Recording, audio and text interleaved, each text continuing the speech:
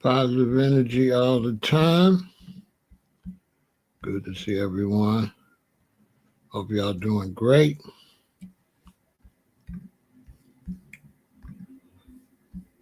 Pushing for reparations. Rep your city, rep your city.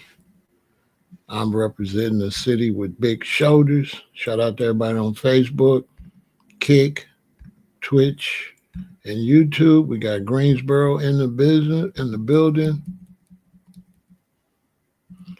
We got New Orleans in the building, San Jose in the building. Come on in, rep your city, rep your city. Tonight we're going to talk about reparations. It's not really debatable. We got New York in the building, so if you want to debate it, you're on the wrong live stream. Come back tomorrow. Because when it comes to foundational Black Americans and reparations, it's not debatable. Everything, sometimes when people want something, it's not debatable what they want. The only discussion is up for is discussion on how to make it happen. And I don't think a lot of people understand that. That you can't debate with people when they decide what they want. It's not a debatable issue from their point of view.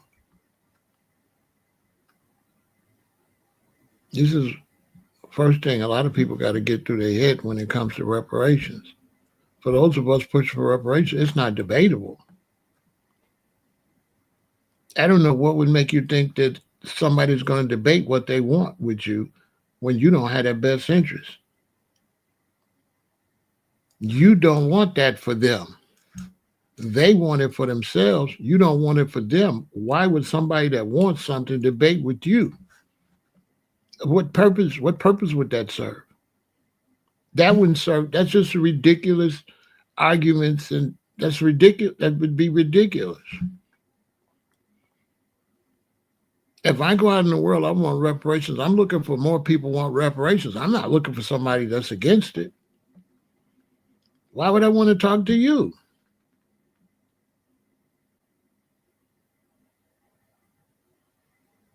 You see what I'm saying? That doesn't even make any type of sense. Like those of you that are for reparation, don't be wasting your time arguing with people that's against it. That is a total waste of time. Let's say you want to clean up the environment. You're going to be looking for more people that what? That want to join you to do what? To clean up their environment. You're not going to waste times with people that's not on the mission you're on. So I'm here to try to help younger people understand when you're on a mission, your job is to find more people on that mission. People that's not on that mission want to tangle you up and slow you from your mission, going around and around with circles with them. Don't waste your time going around and around with circles. If you want to be a rapper or you want to be a singer, don't waste your time with people telling you, don't be a singer, don't be a rapper, singing ain't no. You find people that's going to support your mission and your goal, no matter what it is in life. Good to see you, Imra. You don't waste time with people that's not going to grow your movement.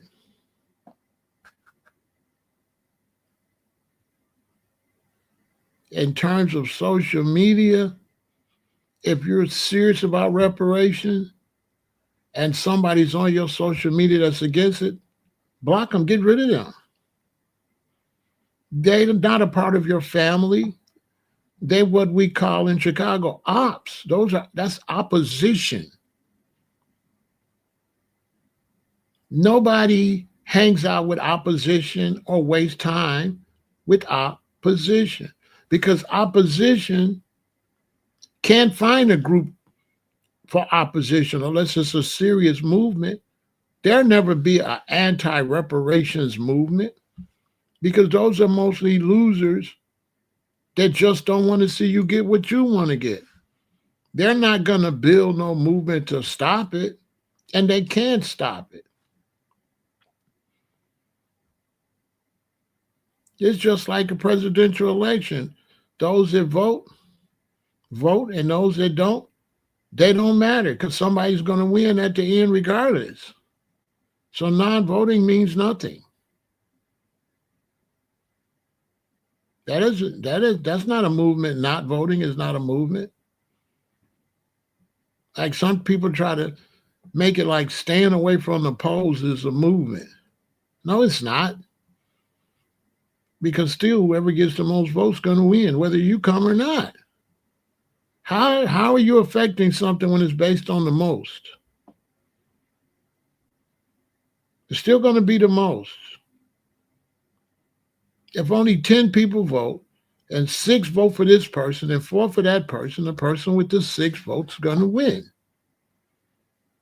Doesn't matter if millions don't vote. If only 10 people vote, whoever gets the most votes out those 10 people is going to win. That's the fact of the matter. And all you that stayed home, you're going to have to deal with the winner, regardless.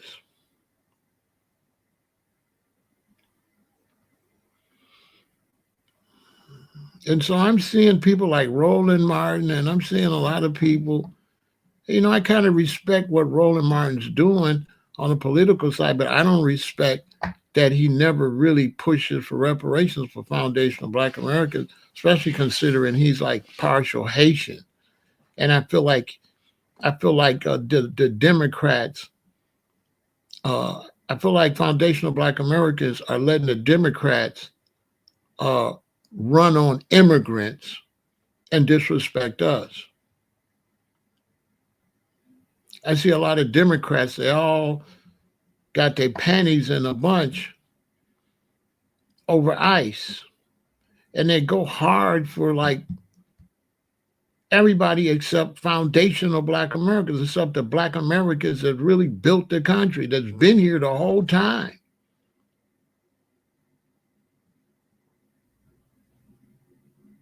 That really built the whole Black Democratic Party. Is built off of the backs of foundational Black Americans.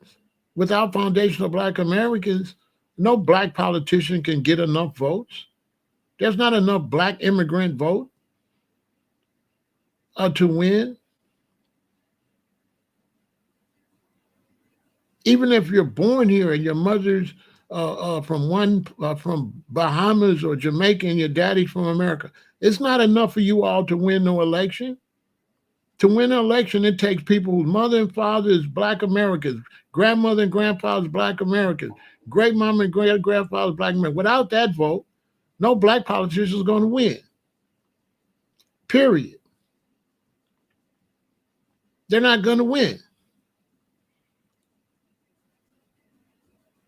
Now, at what point is our power as a voting bloc going to be taken serious?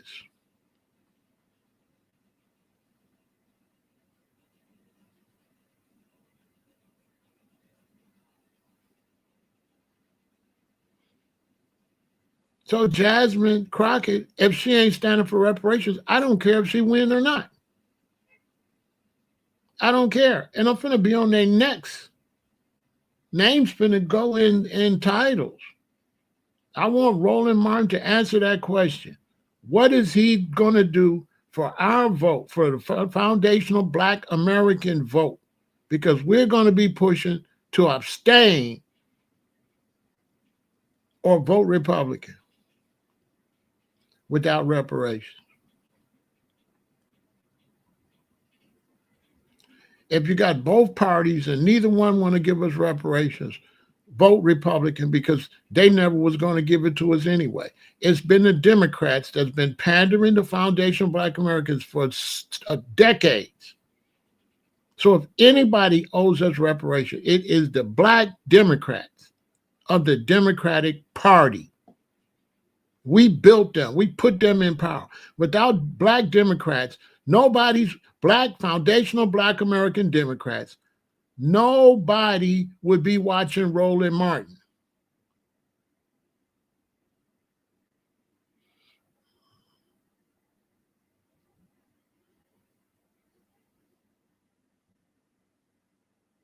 And if Jasmine Crockett don't stand up for foundational black America, she's going to look up, it's going to be a Mexican have her job or a white person.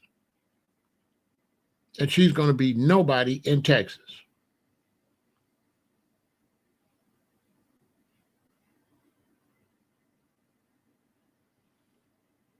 Nobody.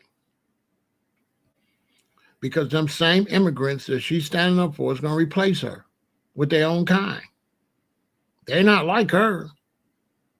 They ain't going to stand up for her. I'll tell her to her face.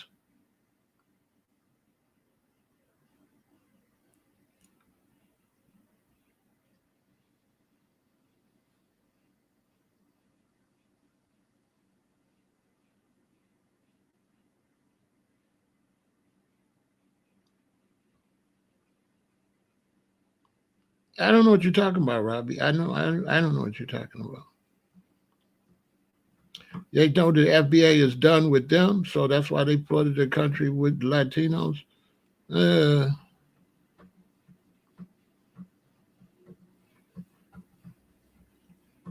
I think the Democratic Party doesn't know what it's doing. That's what I think. Because if the Democratic Party knew what they was doing, they would know that flooding the country with Latinos is going to put the Republicans in charge. And the Republicans are going to throw all the Latinos right back out. So I don't know what's wrong. The Democratic Party, you're basically saying they're not that intelligent. Basically, because anybody with any sense would know that's not going to work. That's not going to work. If you flood the country with Latinos, they're not just a threat to black Americans, they're a threat to white Americans. Duh. So that was a failed, that's a failed concept. No country is want their country to be dominated by people that's south of their border or north of their border. Militarily, too many Latina, Hispanics in the country in power puts the country in threat of being overthrown because they're right there south of the border. So that doesn't even make any type of military sense like that. If Mexico is south of your border and you let a whole bunch of Mexicans in your country, they could take your country. I don't know how that makes any sense militarily. That don't even make no sense. If Jasmine sits back and let a whole bunch of Hispanics in the country, she ain't gonna keep a job in Texas. They're gonna take her job. She don't got no job without foundational black Americans. I don't know if she knows that. Roland ain't got no job without foundational black Americans. Nobody's going to watch Roland Martin if foundational black Americans become too much of an underclass. Hispanics ain't going to watch him. His views going to go down. He's got no viewers without us. I don't know if he knows that. Maybe he has to watch this to know that.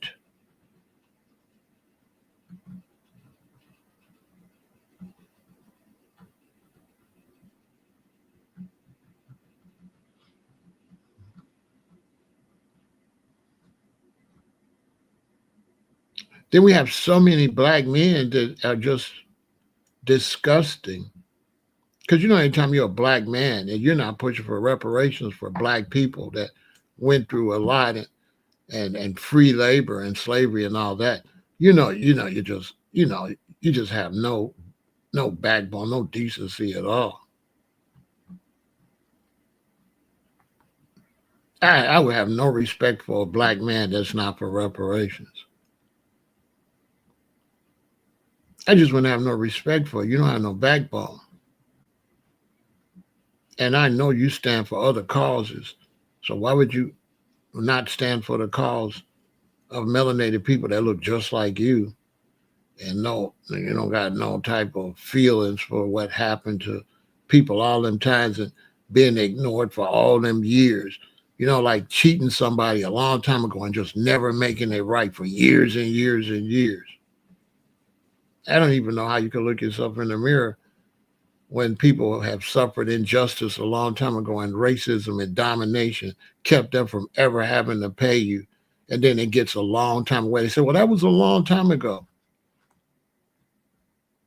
When it was the domination and the racism, the reason it was a long time ago. It shouldn't have been a long time ago. That should have been taken care of by now. And so the argument that was a long time ago it means that the payment should be higher. I wish some of these businesses did that when you don't pay them and the interest rate keep going up and they keep raising the price. And you say, well, I don't got to pay you for buying this. That was a long time ago. Why that don't work for school loans? Why can't you tell school loans, well, we don't got to pay you? That was 12 years ago. That was 10 years ago. That was 20 years ago. I don't got to pay you. Why we can't do that for school loans? Why school loans wasn't a long time ago?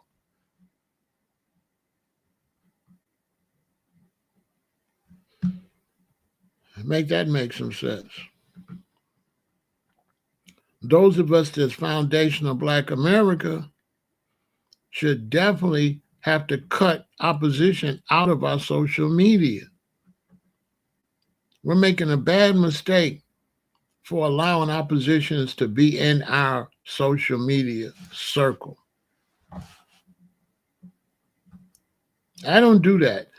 If you're opposition, I get you out of here. I might not block you, but I'm going to delete your comment every time you say something. Unless you comment after the fact of the matter. I don't really check my comments. I can't really check my comments. I wish I could. I make too many live streams to go back on YouTube and read that stuff. I do got a life, you know.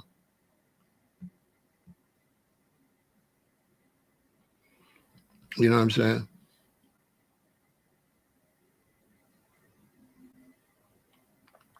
Both parties don't owe us. Only ones owe us is the Democrats. So no, both parties are not, no. The Democrats. If you got a girlfriend that you've been taking care of and helping her with her child and all that, and then you got another girl you met, you ain't did that much for her. She don't do that much. Which one owe you? The one who you give money and take care of a child, or the one you only dated once? Who do we have the most invested in? The Democrats or the Republicans? Robbie, who would you say Black Americans invested the most in? Which party? Let me just see if we're on the same page, Robbie. Robbie, which party have Black Americans Foundation invested the most in? Which party? Both parties? Which party?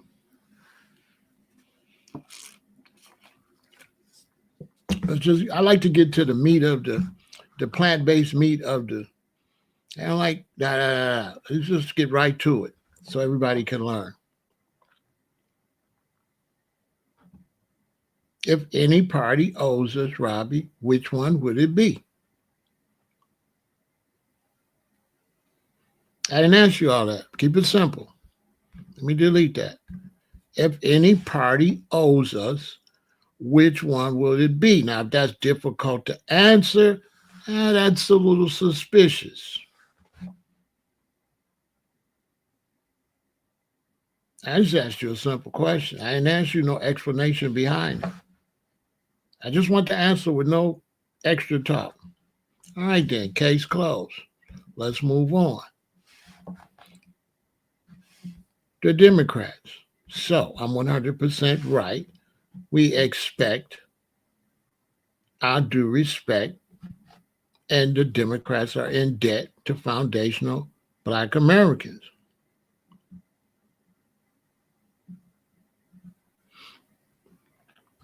I'm 100% correct. And without that, then we won't vote. We shouldn't vote for them anymore. We shouldn't deal with them at all. At that point, don't vote or vote for the Republicans, but punish the Democrats. Because people say, well, why would you vote for the Republicans? To punish the Democrats. Let's make the Democrats don't win nothing. That would be my strategy. Don't let them win nothing till they come to the point. If we don't deal with these foundational Black Americans, we are never going to win no offices. That's how we should play the game. Hardball. We should make sure all Republicans get in there.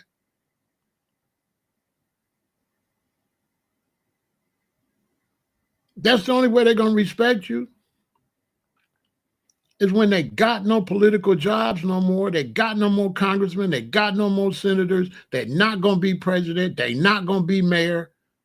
They're not going to be governor. That's the only way they're going to respect you. Flip red. If you're dealing with them and they're not doing nothing for you, and then you say, well, they're not going to do nothing for you, what difference does it make? We might as well deal with the Republicans. Why put our hope in the Democrats then? What the hell difference does it make? Put the pressure on the Black Democrats. No, you're not getting our vote until your Black ass go in there and step for reparations. If you're not pushing for reparations, no, we want you to lose. I'm finna be on Jasmine's neck. No, do not vote for her. She do a lot of talking, but I don't hear reparations coming out of her mouth. And without that, we don't care if you lose. Roland Martin, unless we hear reparations out your mouth, we don't care about you. We don't care about any of you Black politicians specifically if you're not standing up for foundational Black Americans. Period.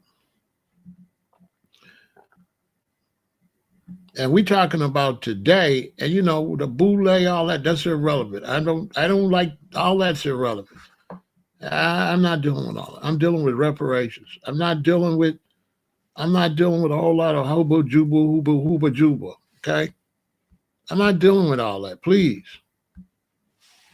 Please, this is real simple. I'm not dealing with that. I'm not dealing with what they are, what they supposed. I'm not dealing with any of that. We want reparations. It's real simple. That's it. We don't care if you're born on the moon. We want reparations. You people that's watching me, watch how you see how I'm doing this? See how I'm keeping it like that? You see how people, right? This is how we got to be. We want reparations. All that sidebar, side conversations that's really not on point, get that out of your life. If we want to get reparations, that's what we got to focus on. No sidebars, no but, ands, ifs, maybes, none of that. And when you see people coming like that, they wishy-washy. You, the wishy-washy people, get them out of our circle. Foundational Black Americans, over the next 2 or 3 years, we got to build a strong circle of just us and strong supporters. All the wishy-washy people, the way you deal with them is block them out your circle. You got to understand that anti-people get off by getting in your circle and irritating you. That's how they get off. How you get something accomplished is get rid of them. Get rid of their comments, get rid of their suggestions so that you could build your movement. You build a movement with only like-minded people. You don't include others when you're building a movement. So as soon as they say, well, I don't think, okay, get out. Somebody think we should get it? Okay, come on. Who else believe we should get it? Come on. I don't think, okay, get out. I don't think, get out. You understand?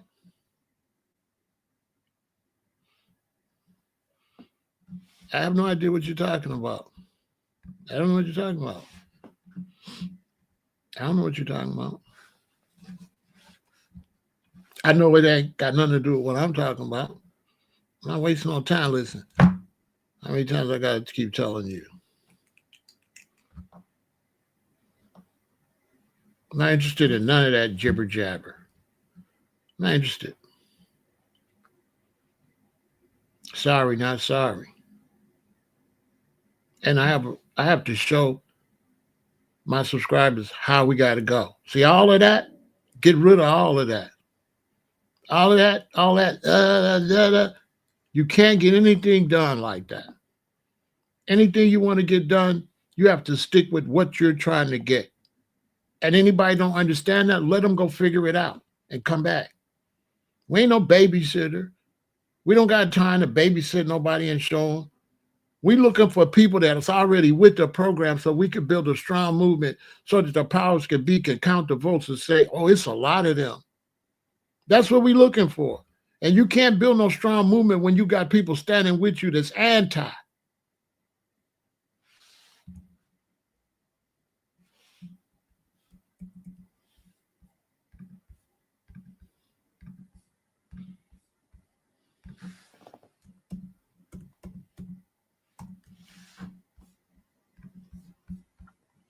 To build a strong movement, you need everybody with you that's pro.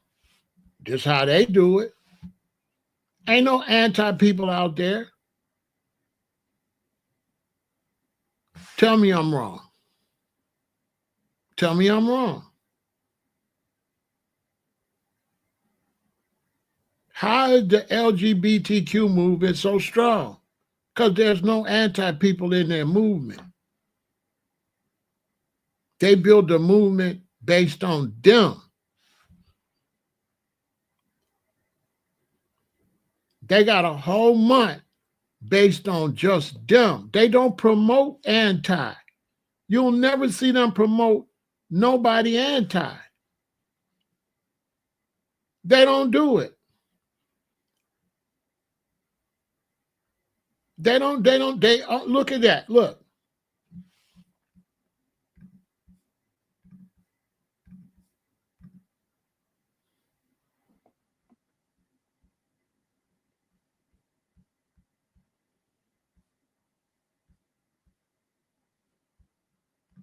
That's how they get things done. I got to teach foundational Black Americans like that because every time we try to do something, we get these Black, I don't know what you want to call them, that jump into our conversations when we trying to do something. And they're like never for it. And they'll come into our conversations. But this, but that, but this. Like spies, weakening our strength, weakening a weak link in the chain. You know, they don't come like, yeah, I'm with it. They come, well, and you can flip to the left and you can flip to the right, And it's like, that's cool, but why'd you come over here? Why don't you go to the flip to the left, flip to the right page? Like, ain't there a flip to the left, flip to the right YouTube account you could go to? Why'd you come over here for? Well, we pushing strength. Why you come with all that dibby? You're disrespectful right there. When you see me demanding reparations, why would you come over here? And you don't think that's disrespectful? That's disrespectful. With all the YouTube accounts out here you can watch tonight. But look at them.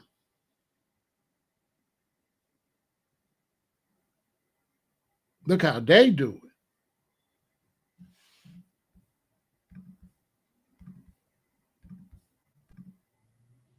And they're not the only ones.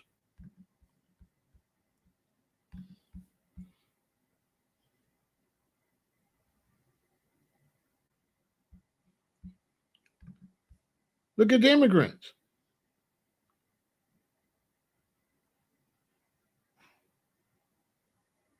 Now, until we can get out there for reparations like that,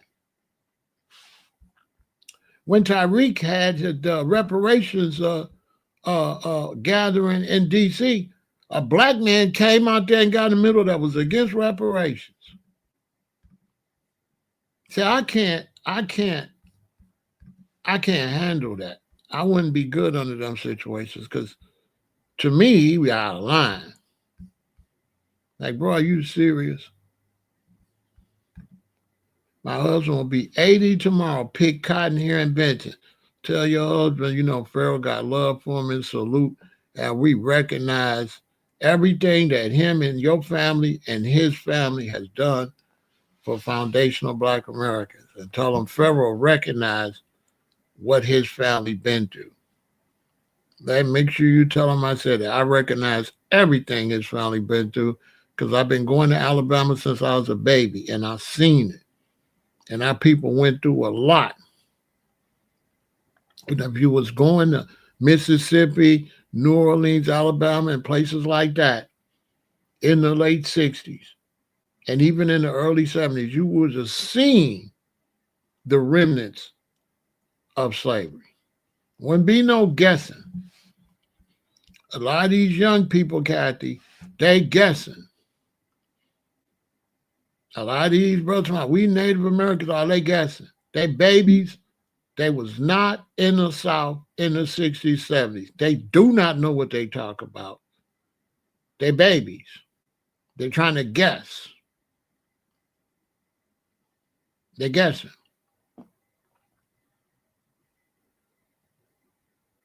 But I was in the South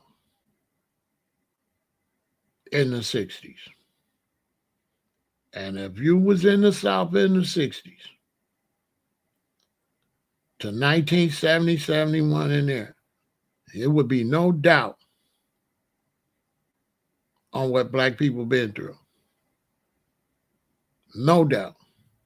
And even now in the South, you can see remnants more than you can in the North.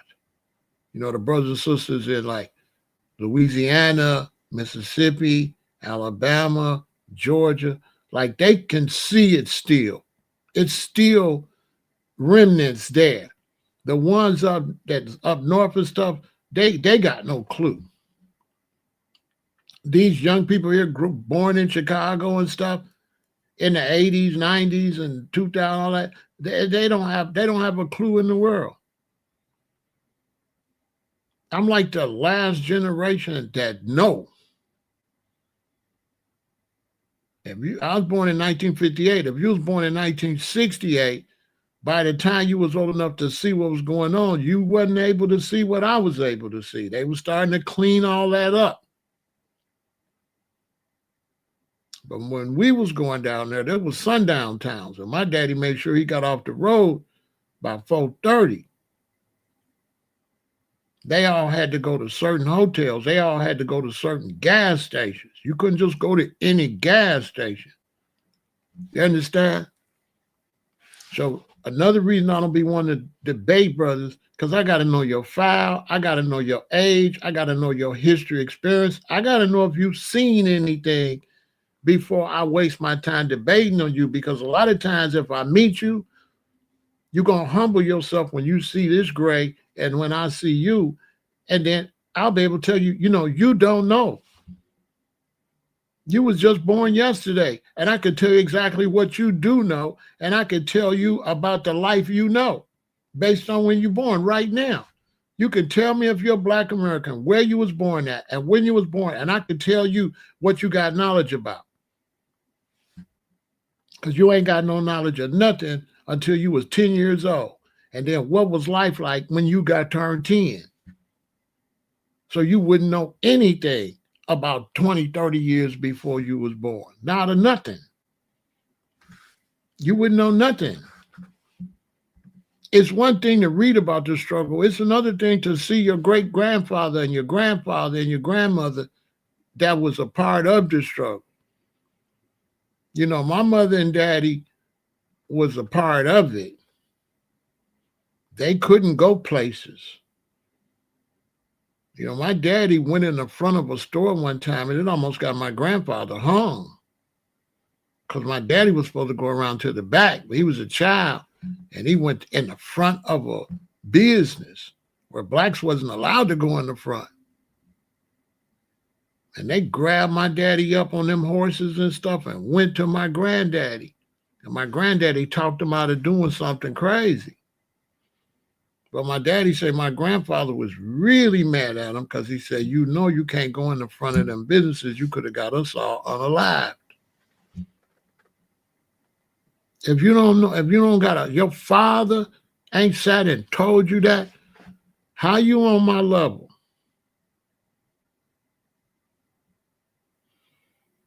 If you don't know none of that, you just, you know what I'm saying? You don't even know what you're talking against. You don't know how bad it was.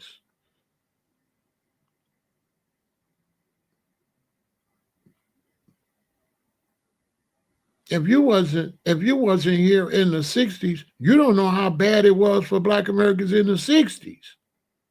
I hope you don't think things was sweet. What you think MLK and Malcolm and all that was about? Man, things was not sweet. And you could not go wherever you wanted to go in America in the 60s. And if you went in the wrong neighborhood in the 60s, bad things happened to you in the 60s when I was a little boy. That's a fact. You couldn't go to just any school in the 60s. You couldn't go to Gage Park in certain neighborhoods. You couldn't go to Marquette Park. You couldn't go over there. If you wasn't born in any of that stuff, and you see brothers like me talking about reparations stuff, you should stay out of it. Because you're just talking. You don't see none of the pain or nothing. If you show me any Black American that speak against reparations, and I meet them, and you find out what year they was born, everything, they ain't seen nothing. All they ever seen was cartoons and color TV, and they ain't seen no pain. They don't even know nothing about their history or their people. Nothing. They've got no close relationship to what it was like. They think it was a long time ago. They don't know it was in the 60s. How many times I tell my subscribers, foundational Black Americans did not get free until 1970. I'm going to repeat that. I don't care what they tell you in the history books. You were not free until 1970. When I was born in 1958, we was not free.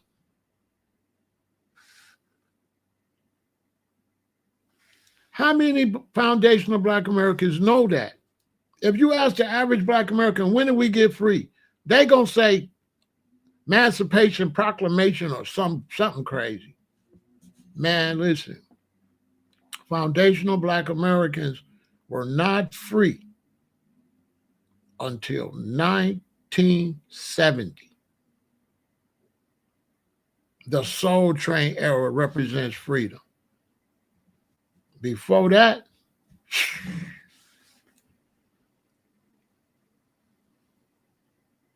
when I was a little boy, you had to know where to ride your bike and where not to ride your bike. You had to know what stores to go to and what stores not to go to. And it was known, stay in your area. Stay in your area. You wouldn't even consider going in a certain areas. Your daddy drive down that freeway until he get to his area and get off. You can't get off driving around in some of these neighborhoods. You ain't never seen no Black family, no dad, father drive his family around in some of these neighborhoods. You stayed on the freeway till you got to your neighborhood where y'all was at. You couldn't just, Martin Luther King said that Chicago was the most racist city he ever seen in his life. He never been so scared in his life. They tried to stone him. They tried to unalive him with rocks and stones. That's the only time he was scared in his whole life, when he came to Chicago and went over there to Marquette Park. He lucky to get out of there.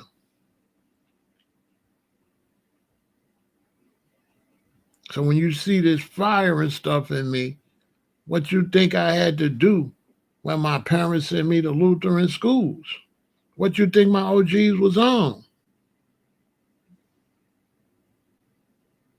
What y'all think we was on?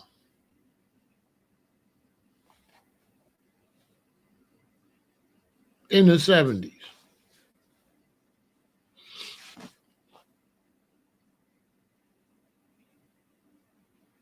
What do you think my vibe was when my parents sent me to a Lutheran school in 7th grade, to mixed school? I'm just asking you.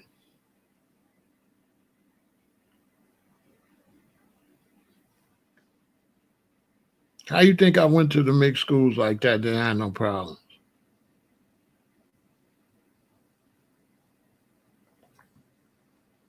I represent all your freedom. Yeah, me.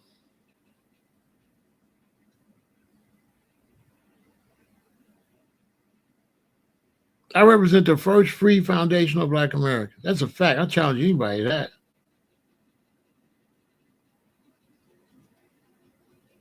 I represent the first free foundation of Black Americans. And because of that freedom, they turned up the police, the prison, right? They switched to the prison system. That's a fact. Martin Luther King went to our Marquette Park. They tried to do him dirty. I drove around there. I ain't had no problems. I went in them white neighborhoods, but they didn't want me over there. So I stopped going, because I had a white friend that lived in a neighborhood. And one day I seen him. He said, the neighbors came to his house and told his parents why he got that N-word, why they got that N-word over there. So I stopped going over there. It wasn't like no joke, though. It wasn't no joke.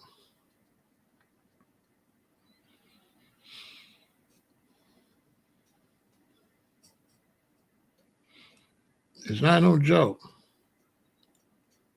And so what's phony is you got Black History Month that show all these atrocities.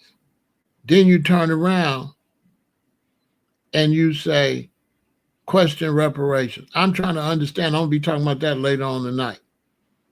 How you got Black History Month and be against reparations when Black History Month proves reparations is due? Makes Black History Month and everything they bring up about our history don't prove we deserve reparations. This is all oxymoron.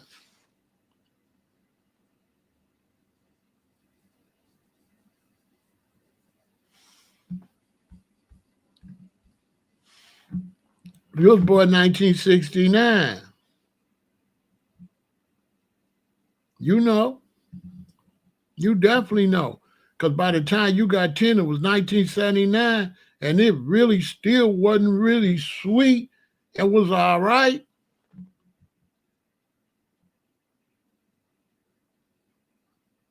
Yeah, because the people, like places like Chicago was advanced. Good point. Good point. Place like Chicago that had a whole bunch of blacks was advanced. But Ohio, other cities like that was like 5, 8 years behind us. They was still, my mother's brother lived in Ohio, and somebody firebombed his house, and it unalived my auntie. He was just lucky. He heard some noise. He went outside. Then the house exploded. Yeah, he lived in Ohio. I think somewhere around Toledo or somewhere like that. Yeah, my uncle, he still ain't right from that. And he used to work, I think, at an auto plant in Ohio. He used to tell us how bad it was. That's my mother's brother. Yeah, they blew up his house, like electrical set it up where it just blew up some kind of way. And it unalived my uncle's wife. He ran in there to try to get her, but the fire was too hot. Yeah, real talk. When my mother and them, when we would go visit my mother's brother and go to Alabama, we had to be careful.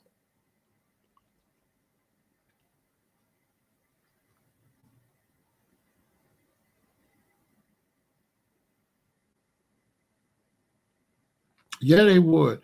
And look, they finding brothers unalived all over the country now. Still truckers got to be careful. Yeah, black truckers got to be careful. You still got sundown towns. So it's like the Democratic Party has been compromised and ain't really representing foundational black Americans. A lot of the black Democrats ain't foundational black Americans, and they don't really have our particular interests. And the only way we're going to get the Democratic Party's attention is to not vote for them at all. Let them lose. And I'm going to be pushing hard for the Democrats to lose every seat. Let them lose their jobs. They're not doing a good job anyway, not for us. They're not doing a good job.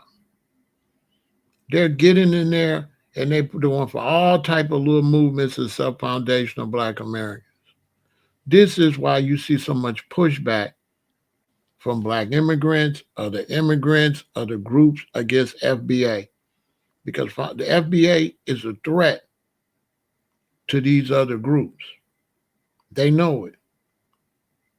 Because they've been using us as shields to build a movement with us in it, but nothing for us.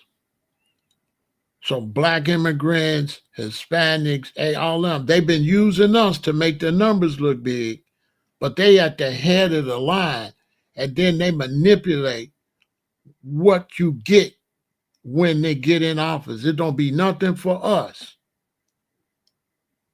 Nothing. They just use us, and then they get in there and start talking about Hispanics this and immigrants that, and then nothing for us. Nothing for the blacks that been here. Nothing. Not a word.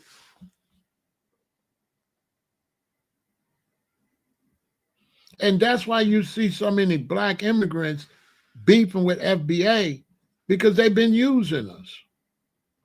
And the gig is up. They've been hiding behind us, being black when it's beneficial, cosplaying us, basically. How else can I say it?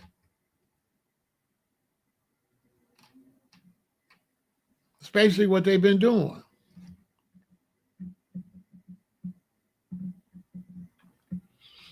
Trump should push for everyone. I don't care what he pushed for. I don't care what Trump do, because the Democrats ain't nothing. So what should I care? If he run over everybody, good. That's what it's going to take.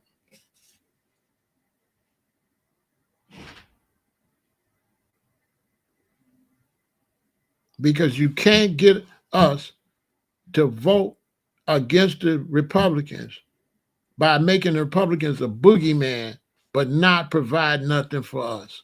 This is the game, y'all. The Republicans is horrible. Trump is this and that. That way they don't got to offer nothing. This is what the Democrats is doing. The Democrats is pushing the boogeyman Republicans so they don't have to have no program. Soon as you ask Jasmine Crockett, what are you going to do for foundational Black America? She's going to start, nothing. Her whole campaign is, don't let the Republicans win. You're like, but okay, if you win, what do we get? Nothing. What you get is you get no Republicans. That's the Democratic Party. The Democratic Party is, when we win, you don't have to deal with the Republicans. We're not going to do nothing for you but block the Republicans, basically.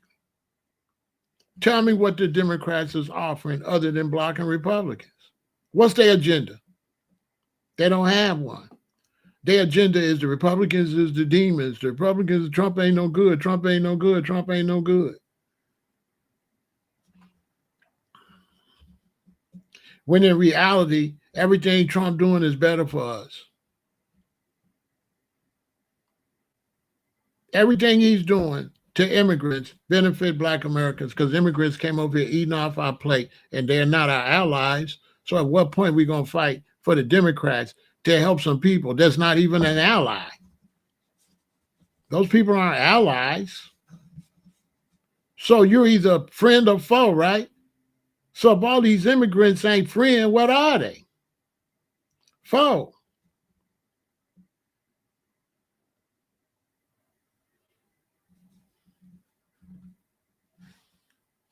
All that, we are brothers and sisters. I can't tell. I can't tell when it comes to unpolitical. I can't tell.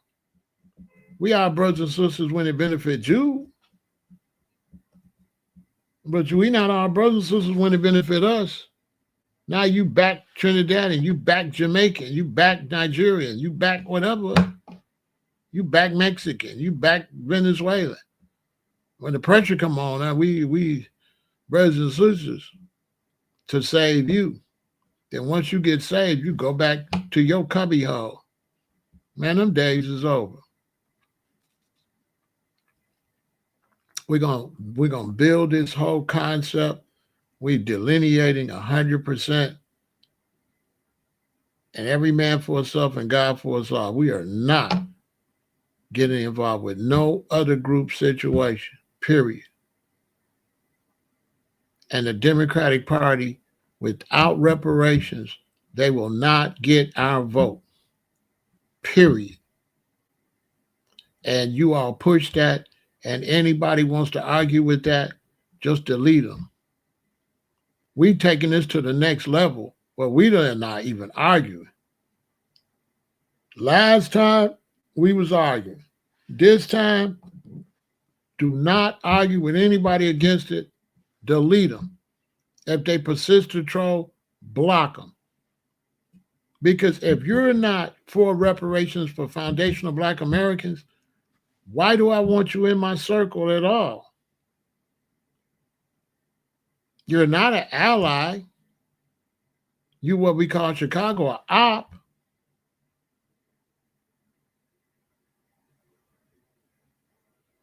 Basically, we want reparations. We're not going to get involved with no other politics. We don't care nothing about nothing. This is what the future is for foundational Black Americans. We don't want to hear no issues. We don't want to hear about the schools. We don't want to hear about taxes. We don't want to hear none of that. We want to hear about reparations for foundational Black America. If you ain't talking that, we not voting no Democrats. And we are going only at the Democratic Party. We don't care nothing about the Republican Party. This is our political goal from this point on. We are going at the Democratic Party. We are leaving the Democratic Party totally. And yes, vote Republican. I don't give a damn what they did. Don't tell me the Republicans ain't going to do something bad when the Democrats ain't doing nothing. You got two people. This the one that you are wrapped up in, they ain't doing nothing. This one you're not wrapped in, they ain't doing nothing. So they want to tell you, well, just stick with the ones you wrapped up with ain't doing nothing. But the one you are wrapped up in that ain't doing nothing is worse to the one that you ain't wrapped up in. the Democratic Party is by far worse for foundational Black Americans than the Republicans, because we put all our hope into the Democratic Party and they let us down. So them parties ain't the same. We didn't put nothing into the Republican Party. We put all this energy into the Democrats. That's the only ones we focusing on. And they got all these fake shields, black Democrats pandering to us, never asking for nothing, never pushing reparations, just up there trying to get us to vote for somebody with nothing in return. Like Roland Martin. You can tell him I said it. Roland Martin is always pushing the Democrats and they pushing nothing for them to do for us. His whole campaign is how bad the Republicans is. It's never how good the Democrats is. He not gonna never put me on that platform where I could check him and he's not a foundational Black American, and that's suspicious.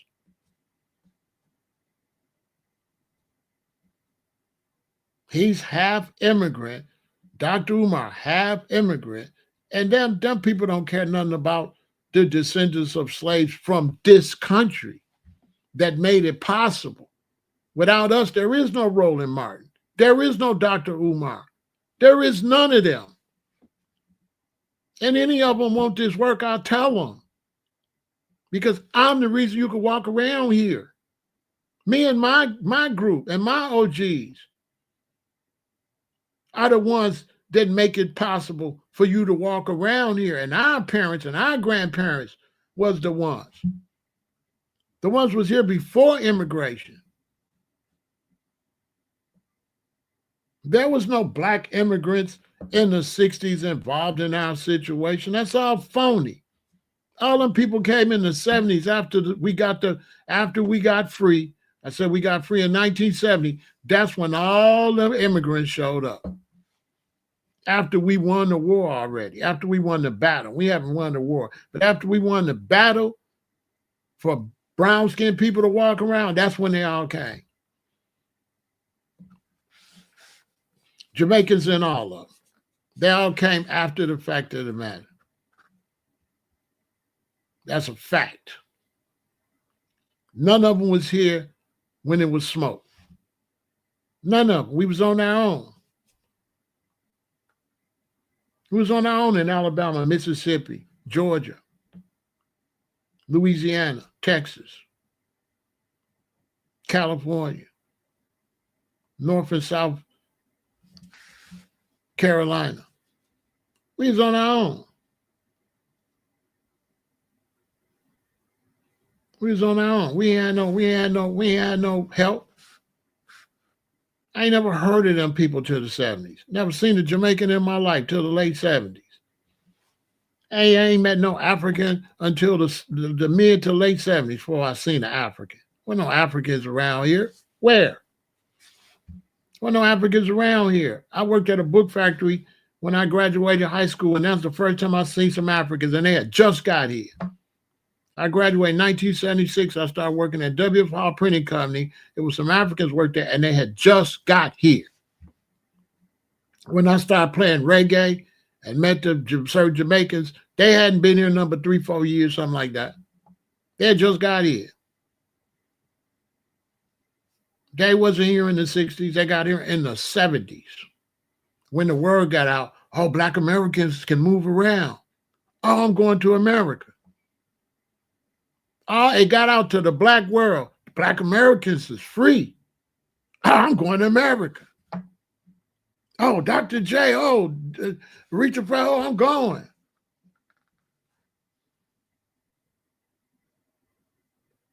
Yeah, everybody came after the battle. Who gonna challenge me? Roland, how old is Roland? Because I'm gonna be 68 in a couple of weeks. How old is he? He a little boy. Yeah. He wasn't riding his bike outside with me. They weren't popping willies. Yeah. They wasn't playing strikeout. Nah, he a little boy. He a little boy. Yeah. Yeah, he a little boy. That's what year you was born. Okay. I remember.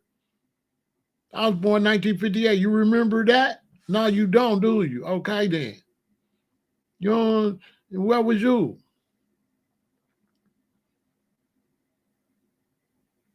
Everything we fought for it.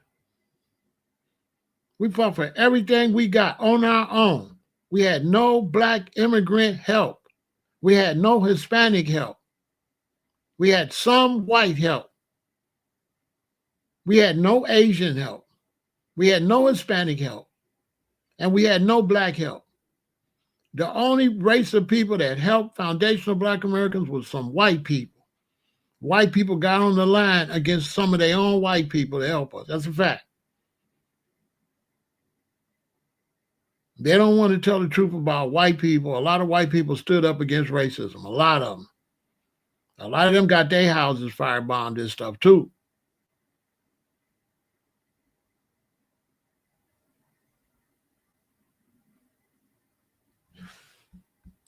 What it is we ain't putting no smoke on them. The reason they doing that, because they haven't faced what they're about to face. Oh, that's going to be over with.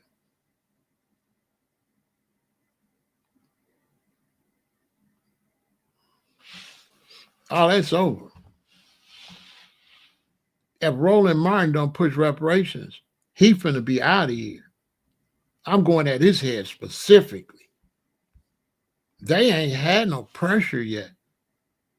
That's why I'm trying to let my subscribers know you in the age of pressure.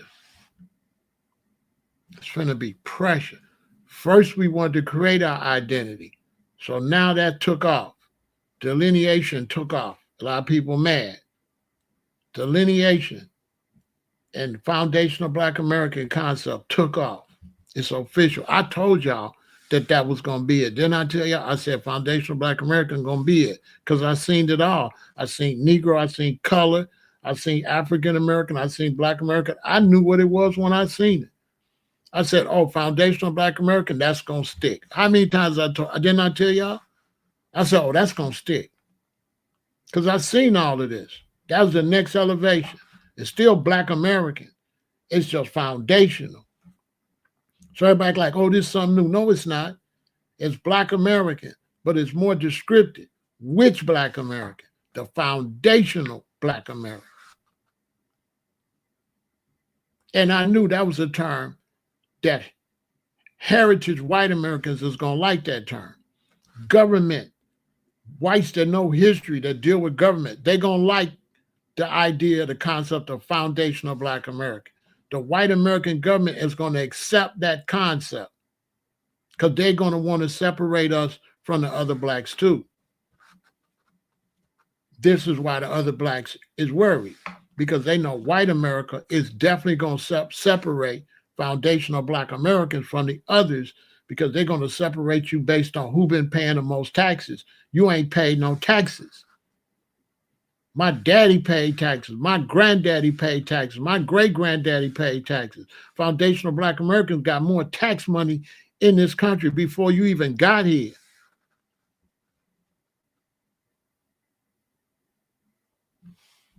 You said you don't think the immigrants could stood against white people back then. There wasn't no immigrants. What part that you understand? They wasn't here. You're not listening, Henderson. He not listening, is he? There was no immigrants here in the 60s. To stand up. What part did you understand? Black immigrants came after the battle was over. What part of you? He talking about he don't think they could have stood up. There was none, bruh. There was no Africans and Jamaicans running around Chicago. I'm born in Chicago in 1958. I know what I'm talking about. There was no Jamaicans and Africans in Chicago. None. Zero. I know all the Africans in Jamaica. All my Jamaican friends, elders, their parents moved up here in the 70s.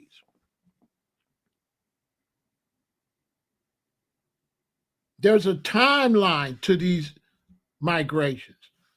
England, ask somebody from England. When did Jamaicans get to England? In the 50s.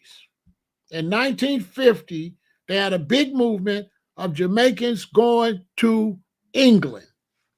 The 50s. When did Jamaicans and Africans come to the United States? The 70s.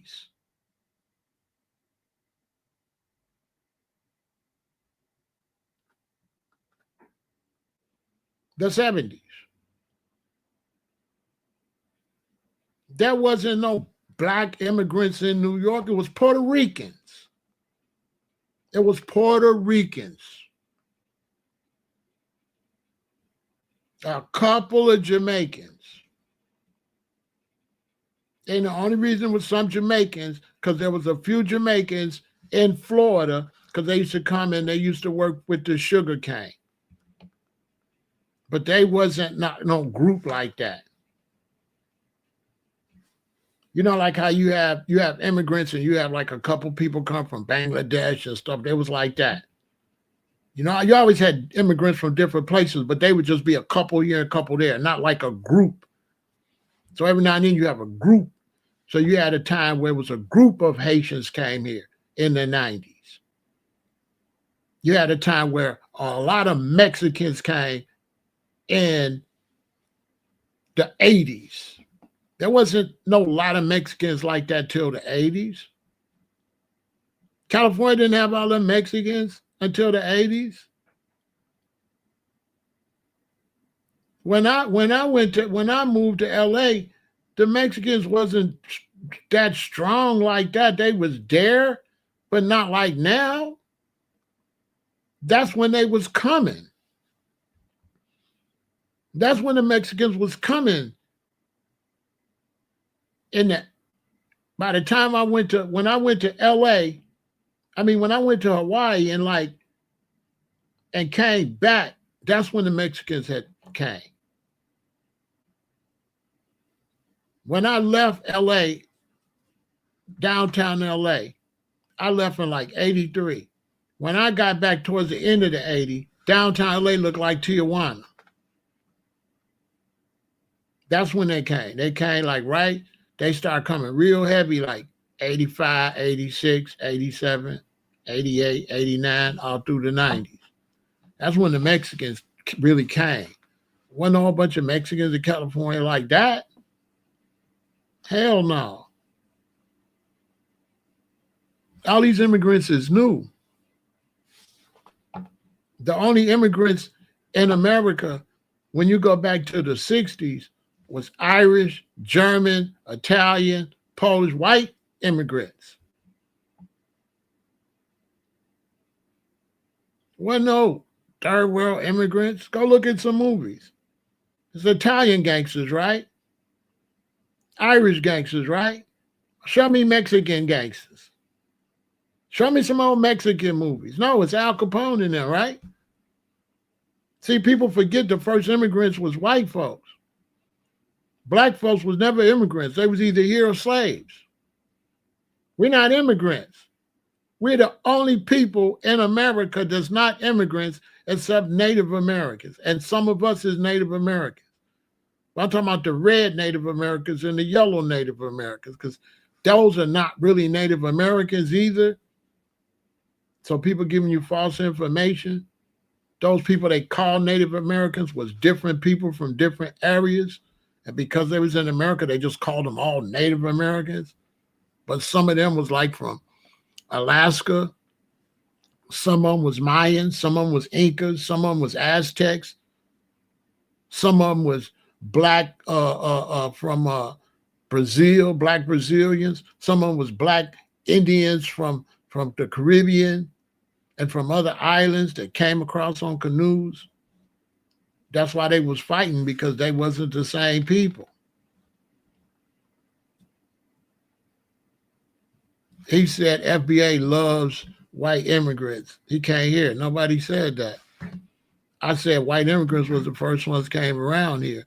And I said when we were struggling in the 60s, whites was the only one help us, okay? You can't hear good? Let me get you out of here. Clean your ears out. You see how he took us to put all that? You ain't heard me say the word love yet. You heard me say the word love? I said in the 60s, the only people stood up for foundational Black Americans was white people, and that's a fact. Everybody knows the hippies, the white hippies, was about peace and love. They wasn't about racism. Yeah, come back tomorrow.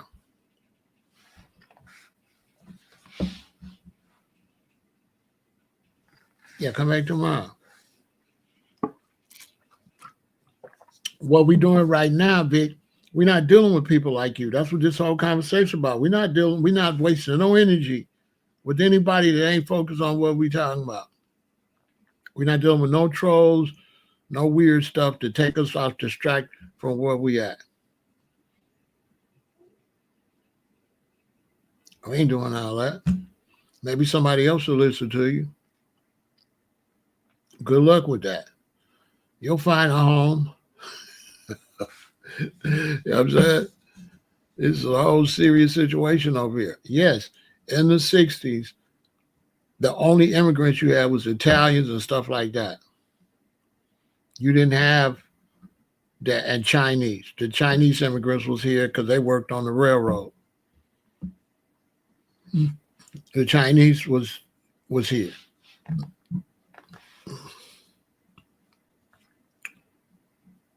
And there was some Mexicans, but they was mostly in California, maybe a few in Texas, a few in Arizona. There was no Caribbean, none of them. No Africans for sure. There was no African immigrants here. All of them came in the 70s. And he said the brown immigrants that came here have been of no benefit to the brown foundation of Black Americans. So I don't know where the love would come from or the support would come from. They actually became enemies. They actually tried to become competitors. And they didn't come in and compete with white America. We had to compete with white America. Black immigrants came and competed with us. They never competed with white America. They came and competed with us.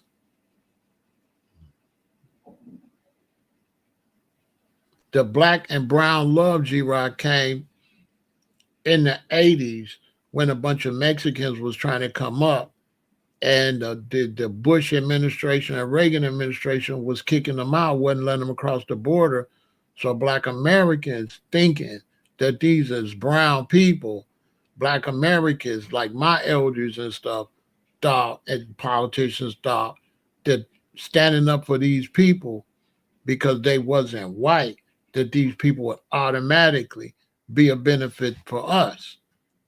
So the politicians back in the 80s, they start pushing black and brown love.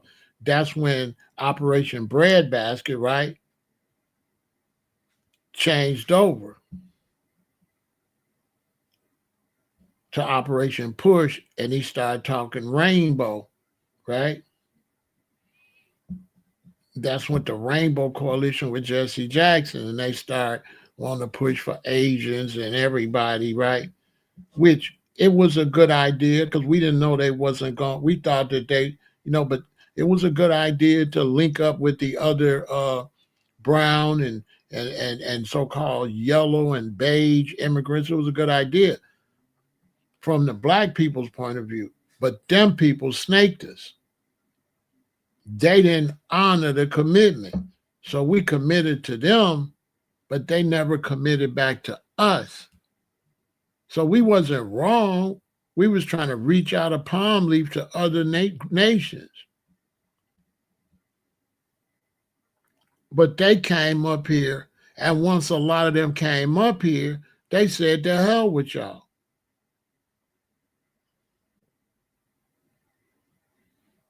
That's what happened. Because at that time, we was watching Roots. We was reaching out for all the blacks, the Africans, the Jamaicans. Man, them people came over here, man. Man, we was reaching for them Africans, and we was wearing all them African clothes and having all them African festivals and listening to reggae music and all of that. And man, them Jamaicans and them Africans and stuff came over here, man. and treated us like crap. They destroyed the whole black conscious community. Why you think the black conscious community died? Because it was Afrocentric.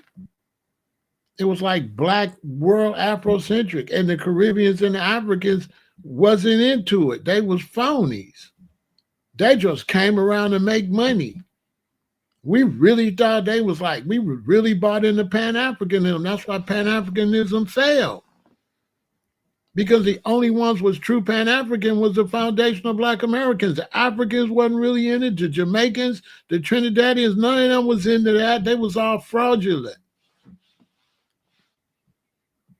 They wasn't never Pan-Africans. They stayed Trinis. They stayed Yard Man. They stayed Nigerian. They stayed Ghanaian.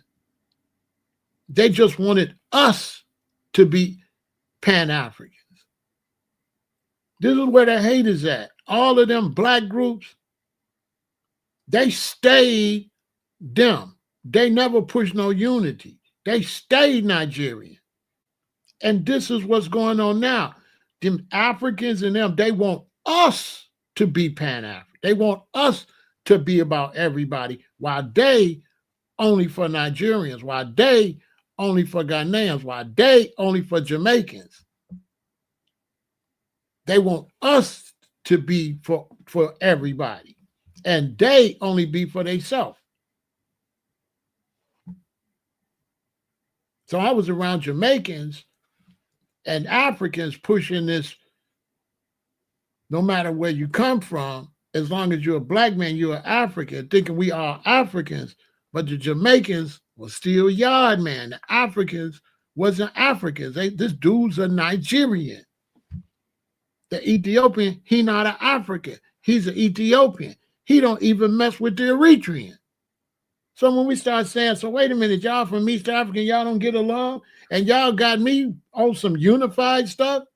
And when we found out that Nigerians don't get along with Ghanaians, and Nigerians is mistreating blacks in South Africa and all that, that's why they had all them uprisings in South Africa, because the Nigerians came down there pimping out the South Africans, taking all their money, taking their women, having better cars, having better businesses. Basically, nobody in Africa like Nigerians. Wade said he went to Ethiopia and everybody was treating him mean, and he wanted to know why. And he said he found out they were treating him mean because they thought he was a Nigerian. That's what Wade said. He said he went to East Africa. He was wondering why everybody was treating him mean. He said they thought he was a Nigerian. This was the reputation of Nigerians in Africa. Africans don't like Nigerians at all. So if Africans don't like Nigerians, what you think Nigerians is like? Now I'm not saying all Nigerians, I know some Kunai, but I'm saying typically, Africans do not like Nigerians. Nigerians do not treat other Africans decent. That's a fact. I got to go look up. That's what all of the uprisings was about in South Africa. It was against Nigerians.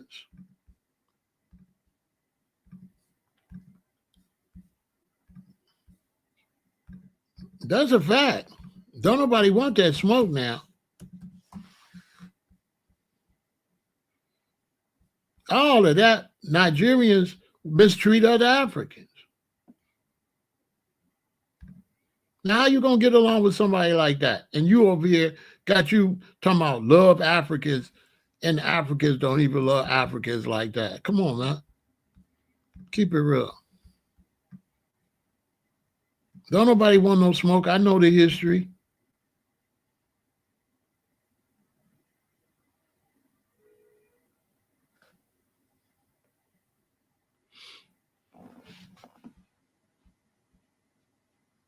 That was what all the problems was in Africa, in South Africa.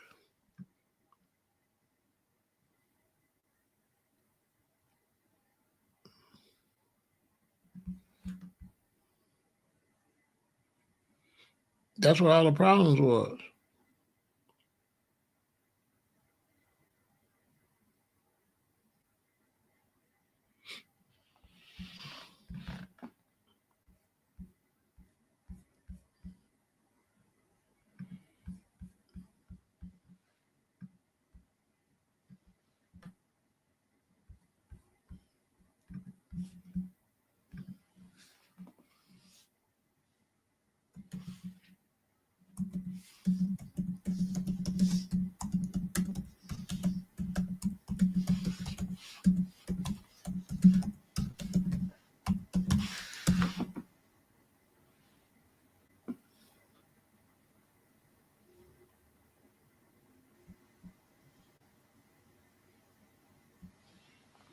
Look it up.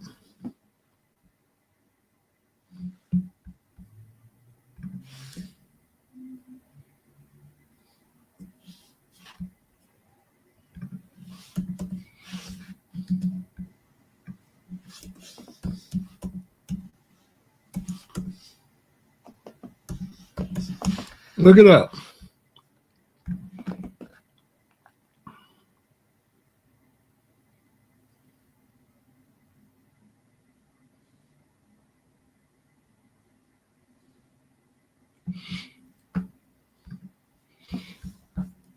Look up xenophobia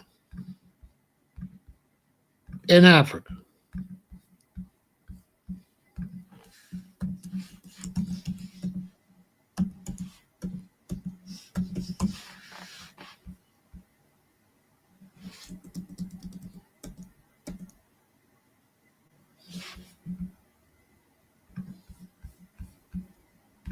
Look it up. That's what was going on in South Africa.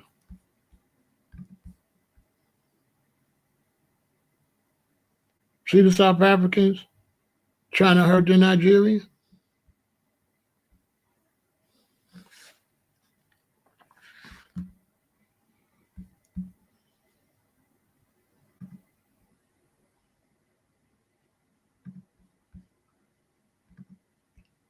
That's what the xenophobia in Africa. I know y'all probably don't know a lot of that stuff. You know, I'll be studying it. You know what I'm saying?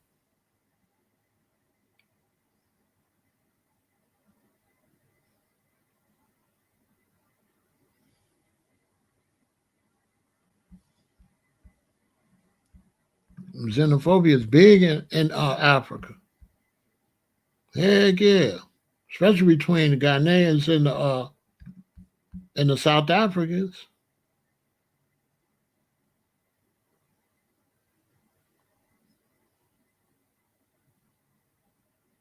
I mean, the Nigerians and the South Africans, because they were saying the Nigerians were coming down there with more money, taking their women from them, mistreating them, you know, down there in Africa. The Nigerians got a notorious reputation in Africa.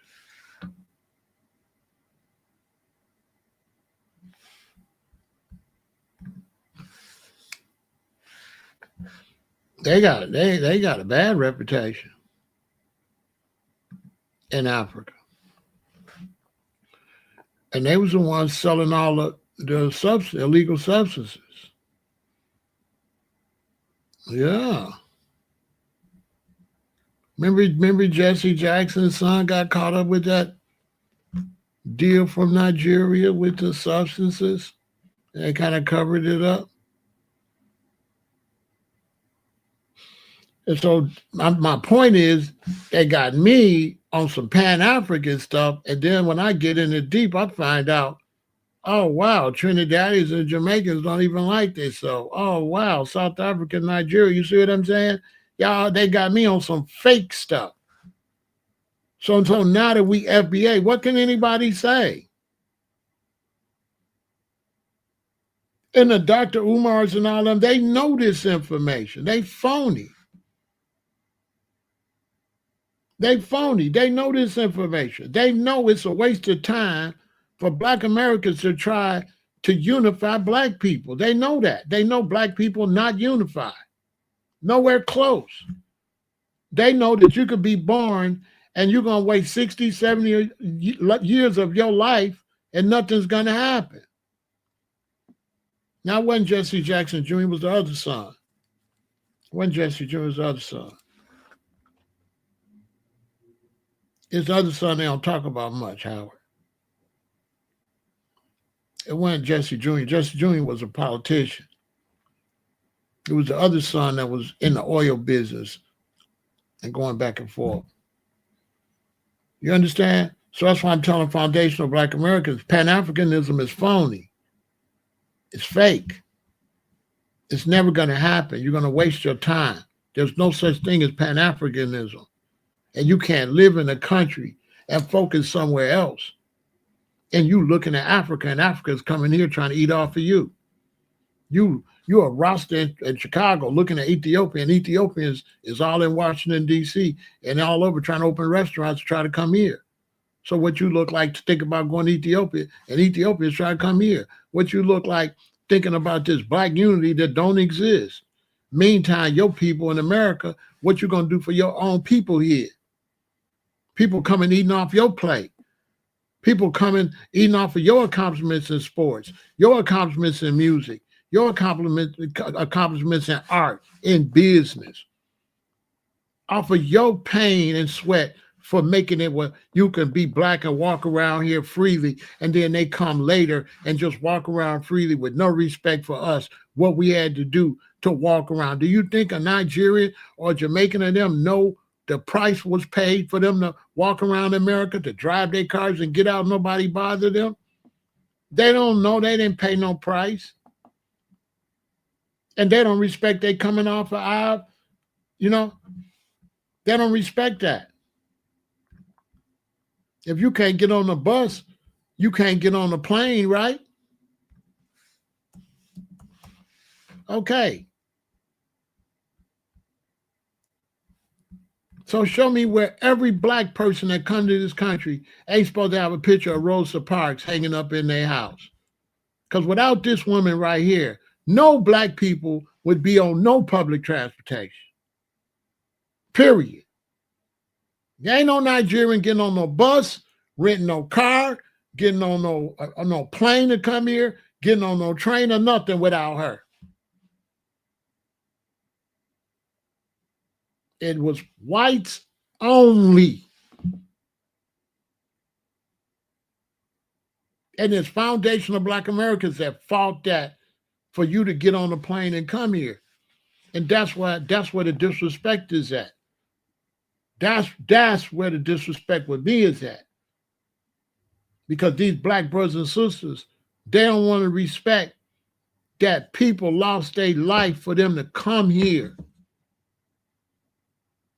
And they come in here with no respect for the people that put their life on the line like that. And I got a problem with it. So they can't tell me nothing about FBA and us doing for ourselves. We should have been doing for ourselves. Man, the hell with everybody else. How long, I want to ask black immigrants, how long you want us to keep standing up for everybody else? How long you want us to do that? They mad at FBA. How long you want us to keep standing up for you? And you ain't standing up for us. And why you surprised we saying the hell with you now? There ain't nothing I want to say with all the African friends and the Jamaican friends and friends I got from all over. But them few people don't make no difference. When I go around my African friends and they around a bunch of Africans, them people don't like me. The only one like me is my friend. When I go around a bunch of Jamaicans with my Jamaican friends, my Jamaican friend, the only one respect me. And then sometimes they act a little different when they, sometimes they kind of flip a little bit when they get around their group. I could be around a Jamaican brethren, and it's like we almost the same, and then we get in a big Jamaican crowd, and he turned real Jamaican.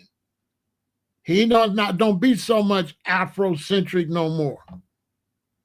He don't be Pan-African no more. He turned Jamaican. When he around me, oh, he's Pan-African. But when he get in a Jamaican setting, he ain't no red, gold, and green. He green, yellow, and black. He Jamaican flag now. He Jamaican flag. Jamaican Independence Day is his biggest holiday. Haile Selassie's birthday ain't his biggest holiday. He's Jamaican Rasta's biggest holiday is Jamaican Independence Day. Not Haile Selassie. That's a fact. So it's not like hate. It's just we want to do our own thing. We don't want to be connected with you no more. And all our problems we have with Europeans, we have to fight it by ourselves. So you got to fight them by yourself. So I see they gave the Haitians a break for a little while, but I'm not fighting for no Haitians that never fought for me. Haitians don't fight for nothing for foundational Black Americans. Nigerians don't fight for nothing for us. Ghanaians don't fight for us. Jamaicans don't, nobody here come fight for us. Mexicans either. The only people fight for us is white people. And then people get mad when I say that, but that's the truth. When you go to our rallies and stuff, if you see anybody there that's not black, it's white Americans. Don't get mad at me if you black. Get mad at yourself that that's a fact. And I could pull up the rallies and show you that when we have rallies and we have troubles with black Americans, the only other groups of people that ever show up is white Americans. I'm the only one got the balls to tell the truth. That's the truth. And we got white Americans fight against white Americans for us. Yeah, against the police or whatever. They come in.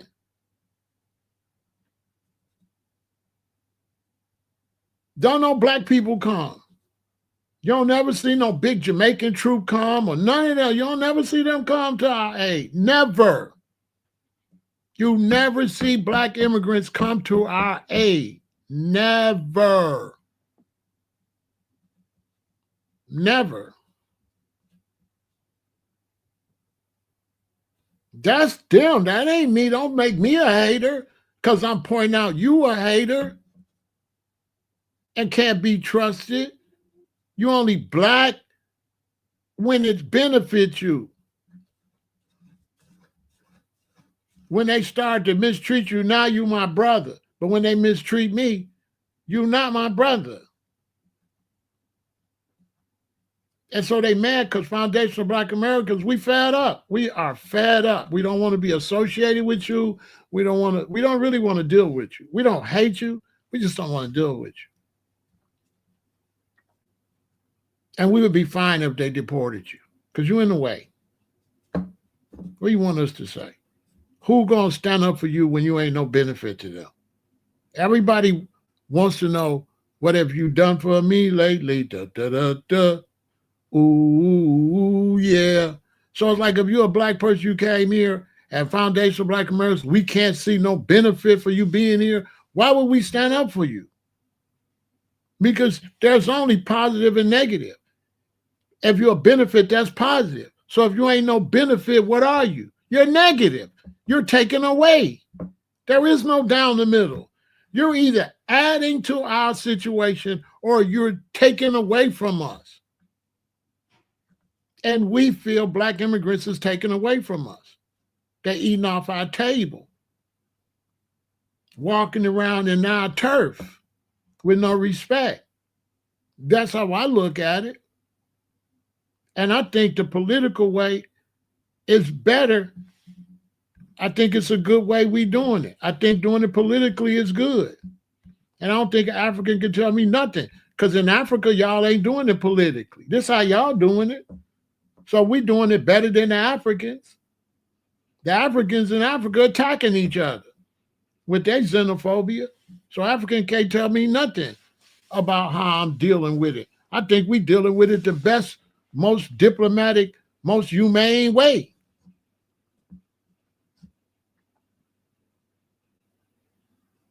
We ain't calling for no violence or nothing like that against brothers and stuff like that. We ain't doing that. We just don't want to be associated with you no more. Africa, nobody want to run behind you and beg you to be no African. We get it. We not Africans. Let's just leave it just like that. We not Africans. It is what it is.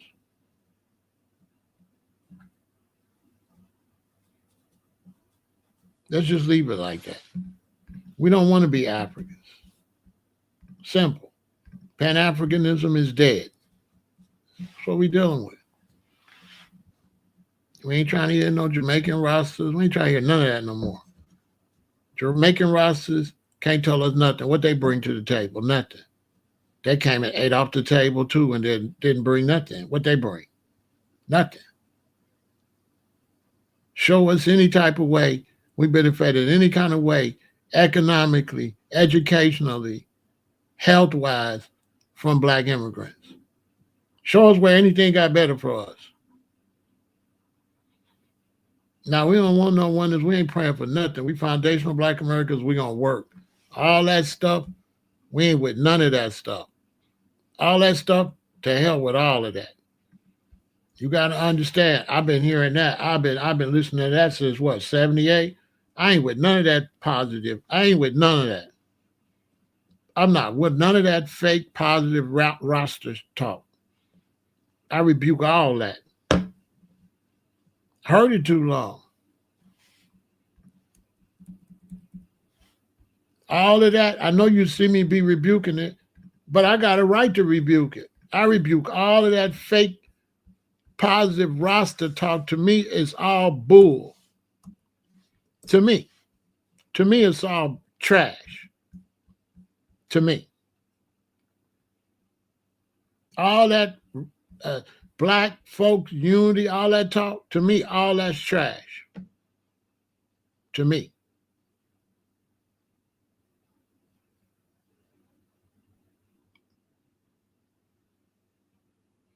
It's trash.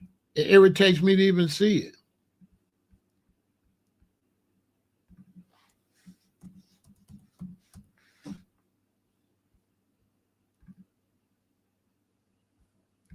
To me.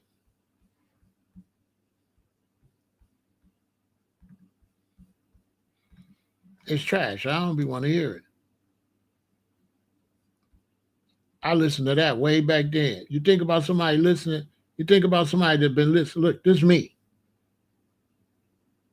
From way then, what did I benefit for any of this concept?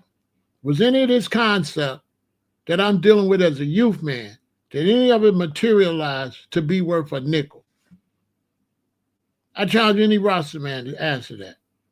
That with this mentality I had as a baby, I probably was like 20, 21 years old. I'm about to be 68. Did any of this mentality, was it worth it at all? And the answer is absolutely no. That was all fake, phony, and it was an ideology that nobody that pushed it believed. Bob was singing about Black people and constantly sleeping with white women. He just was singing. He was more interested in having sex with women than he was freeing Black people. He was just talking. They still finding babies he didn't have. He wasn't standing on nothing like that. That was just all make-believe. The rosters, they wasn't no African, they was Jamaicans. They never looked at themselves as Africans. It was fraudulent. They were Jamaicans. The concept of no matter where you come from, as long as you're a Black man, you're African, was fraudulent. They not Africans, they Trinidadians. They Jamaicans, they Belizeans. They not African. They don't look at themselves as Africans. When you get with a roster from Trinidad and you hang with him long enough, he gonna bring up Trinidad. He is a Trinidadian. He is not no African. He's a Trinidadian. He wants you to be an African. They want Black Americans to be an African. They want Black Americans to give up America. They're not giving up nothing. Caribbean rosters are some of the most phoniest people in the world. They only want Black Americans to identify with Africa. And they want to pretend they want to identify with Africa, but they only identify with their island. They not giving up the concept of their island, but they want you to give up the concept of Chicago. Yeah, they want you to give up Babylon. But they still hold on to their island ran by the Queen. That's a fact. That's how it come off when you're around them. And they push this concept to you to make you think reject everything for Africa. And you see them hold on to Jamaica and Trinidad. You're like, well, why should I let go where I was born at and you not letting go where you was born at? They phony. I tell them all, you can line up all the rosters, I tell them to their face. From the big man, I'll tell them all to their face. They was liars and fraud. They never let go their islands. They never let go their islands. They never were Africans. They was always wherever island they from. Always. That's a fact. Can't nobody tell me nothing. This big Pharaoh, I was outside. None of them gave up their islands. Never. Never. They never really was Africans like that. Never. That was all a facade. They wanted you to do something they don't even do. They wanted me to do something they wouldn't do.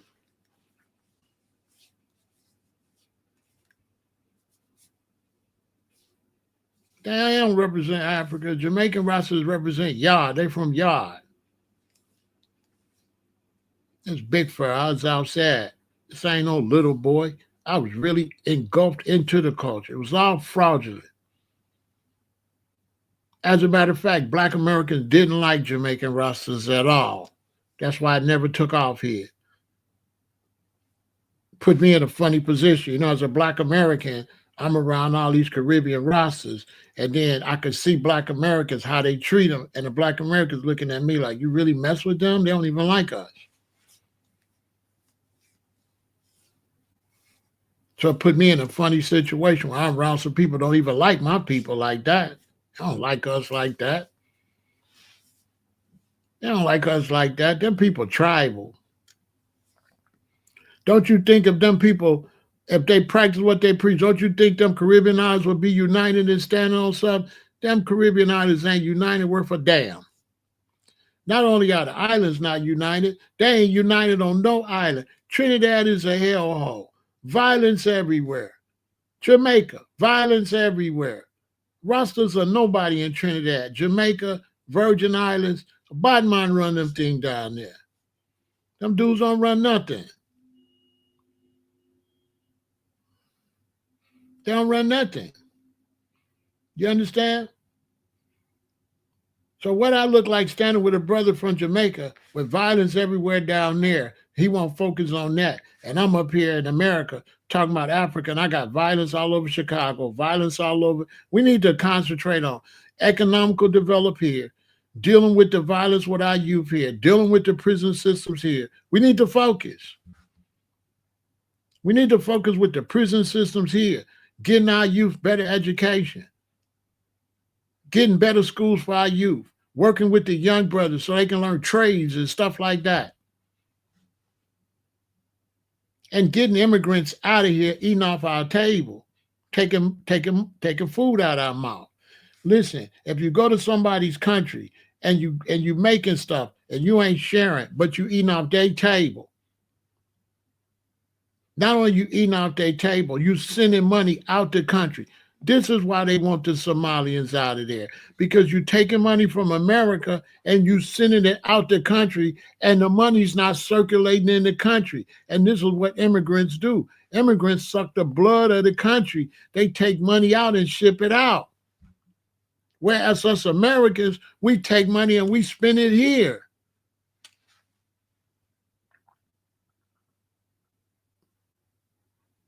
Immigrants that do not become Americans and do not focus here need to be out the country. They're bad for the economy.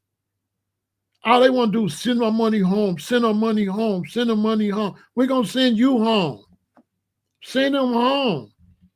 You can't have no economy with vampires coming, sucking the blood of the sufferers and sending it somewhere. You can't have no economy like that. Look how much millions of dollars the Somalis sent to East Africa, a country that's controlled by whoever got the guns. So now the terrorists over there could take the money and then buy money and disrupt America's interests in East Africa. That money going to terrorism. That's common sense. Whoever's the bully with the weapons gonna get the money. So who believed that you send money to Somalia and the terrorists ain't gonna take it from them?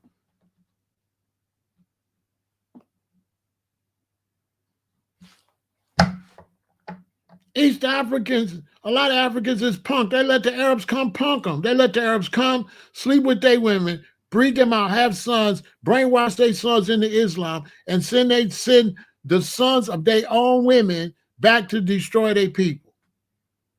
And the way they get the women pregnant, I can't even say.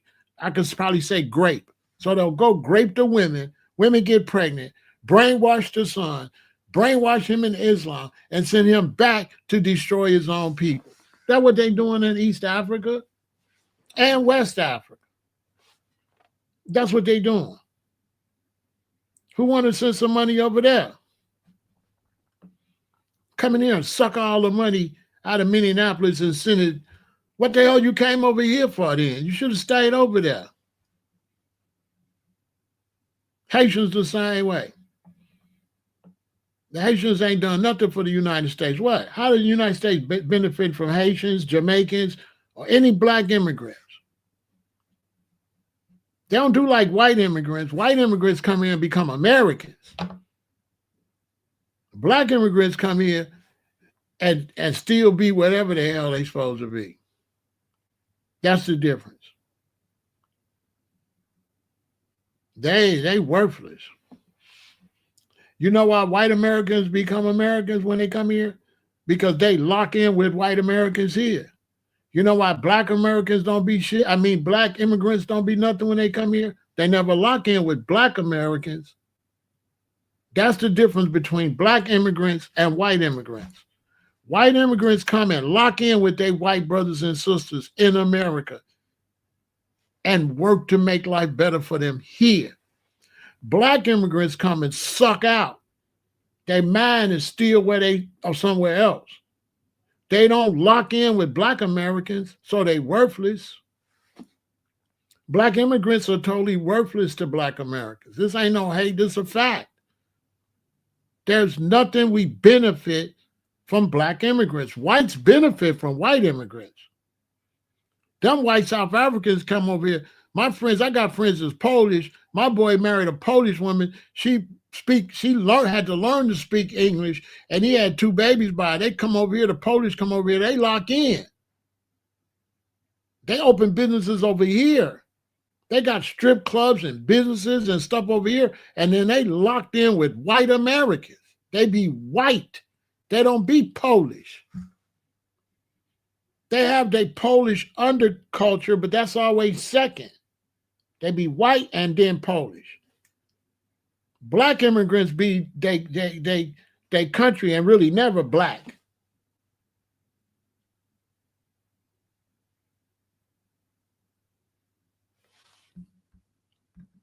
All I can imagine how good it's going to be when they get the hell out of here. I'm not imagining nothing. Time is up. I gave you enough time. How much time you need? I gave them enough time.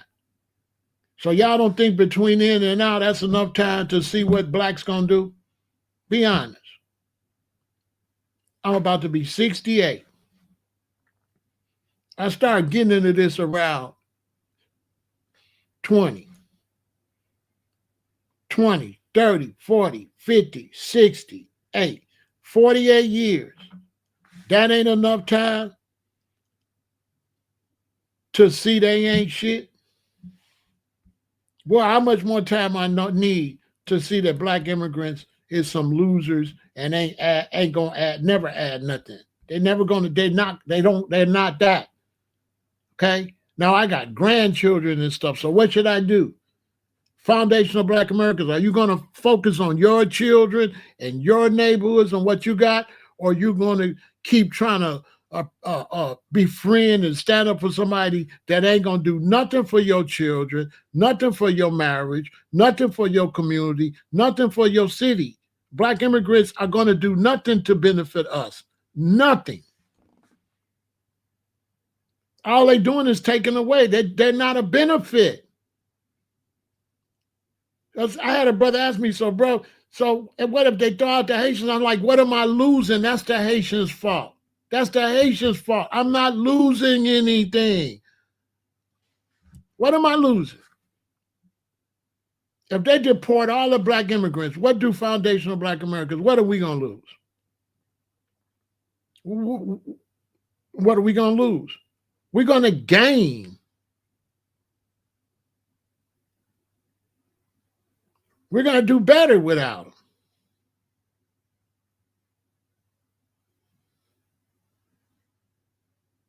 We're going to do better. That's more jobs for us, more money for us, more stores for us, more business for us, more of our own culture for us. Black women, do your own hair. We don't need no Africans in there doing your hair, disrespecting you. Get them ladies out of here. Where your queen going, somebody do their hair, don't even like them.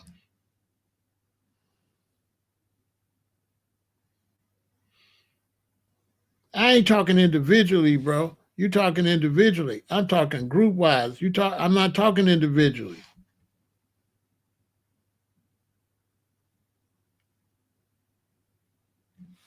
Yeah.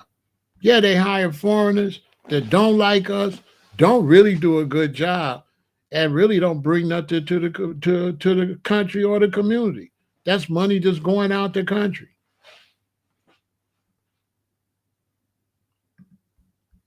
You're supposed to come here to be an American citizen. You're not just supposed to come here to be a vulture. What's the point of you getting citizenship when you don't want to be a citizen? You're just here trying to eat. You can't trust a group of people that come here that just want to eat and never really get into the country. That's a user. Your country can't benefit from that. That's like, ladies, imagine marrying a man and you work and he work, and y'all putting money in the bank together, and he taking the money out the bank and he's sending it to his old girlfriend. That's black immigrants. You marrying, right, ladies? Y'all putting money in the bank. All he think about is his old girlfriend. All he doing is taking money out the bank, sending it to his. That's black from the Caribbean, Africa. That's all they think about is Africa. They send so much money to Africa. They try to take care of their mama in Africa. They try to take care of their brother in Africa. They never be Americans. They still be Africans. They still be Jamaicans. They never lock in. They just here for nothing. They only here because where they came from sucks. Ladies, would you date a man the only reason he with you because nobody else don't want him? That's black immigrants. They're only here because don't nobody else want them, and ain't nothing else going on for them nowhere. It's the only reason they're here.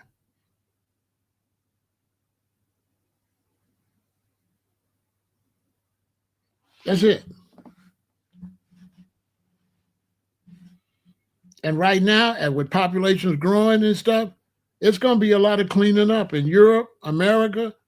They throwing them people out. Canada, watch. As populations grow and money get tighter, immigrants will be sent home. People will be like, okay, freeloading is over. You got to go. You're not helping our economy in Britain. What the British is going to throw all of them immigrants out of there. Watch. America's not the only place. There's going to be a big movement to kick out immigrants because they don't benefit the countries. It's not like back in the day when you came from Italy and you became an American, or you came from somewhere and you became an American. It's not like that no more. These people are come and eat off of you, and if your country start falling, they'll run somewhere else and eat off of somewhere else. They won't stand here and fight to build a country back. You can't, black immigrants, you can't depend on them. If the country starts struggling, they'll run somewhere else and leave you with the problem. And then when you fix it and get the problem up, here they start coming back. You can't have nobody here like that. Somebody that ain't gonna fight, just come when the cake is baked. They ain't gonna bake no cake. Black Americans bake this cake. White Americans, black Americans, Chinese bake this cake. Some Hispanics. And black immigrants just coming to eat. White immigrants come to finish baking the cake. Facts. They come to be Americans. When they get their citizenship, they cherish their citizenship. The black ones don't. They just scamming. They don't care. If you ask me, they don't bring nothing. They make the country worse. To me. Yeah, now we brothers. We ain't never been brothers. Our children don't know your children. You don't go to our schools. You don't go to our churches. You know, people that got respect, they come, they going to go to your churches. They going to go to your functions. What the Africans and them do, they tell them black Americans is criminals and gang members and stuff. Then they come here, they see that ain't true. So that's how you know they phony. Because ain't no way you came from Africa and you a nurse and you don't see all them professional black nurses and doctors and stuff in them damn hospitals. But you go by talking about we criminals, but every job you got is working black Americans. It's working black Americans everywhere. So you keep this fake stereotype so you can be a hater. You black Americans not this and that, but everywhere you work, we at. You working where we work at. We've been working there for you. We the reason they hired your black ass, because it used to be no blacks could get the job. So you come in from these places, you get jobs that our ancestors fought to get the equal opportunity to work at the job. And now you come based off of Martin Luther King. You come based off of H. Rap Brown, after all the freedom fighters and all the civil rights leaders. Now you come, they open the door for you, and you come and think that you're doing it because you got an education. With no respect for the civil rights leaders, the reason that anybody black can even walk around. That's the biggest problem I have with black immigrants. They don't respect the civil rights movement. They don't. That allowed black people to even walk around here. They really think that they just here because of their education. When black people that had education couldn't get no jobs or nothing. They wouldn't even let you go to certain schools to get no education. They don't honor the history of the struggle or nothing. Nothing we've been through. To me.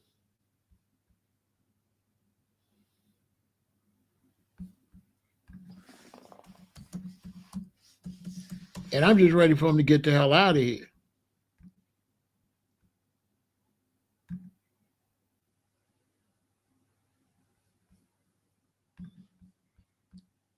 They don't respect none of our history. To me. To me. If you a black immigrant and you go into school and you ain't got no respect for this young lady right here, you don't know nothing about Thurgood Marshall and what he did for you to come here to go to school. This is the problem I got with him.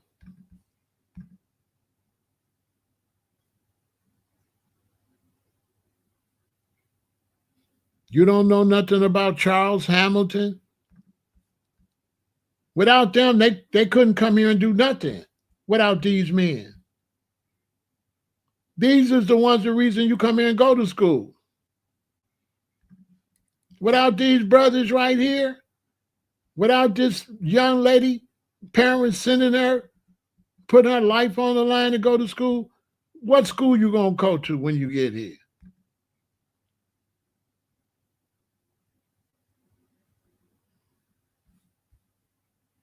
Then you ain't got no respect. It's Black History Month. You don't know no black history, but you're over here black survivor. You don't know nothing about Ida B. Wells, none of the struggles that foundational black Americans did for you to be here. You're not just here. People put their life on the line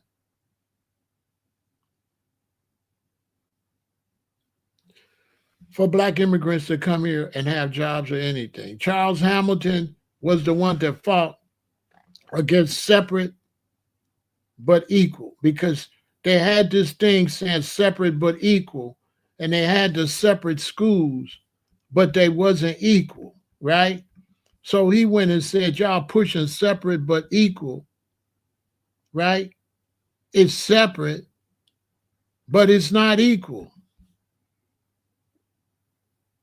And that's what changed everything, because they was trying to say separate but equal, but they was taking our money and going to schools like that and had us going to schools like this.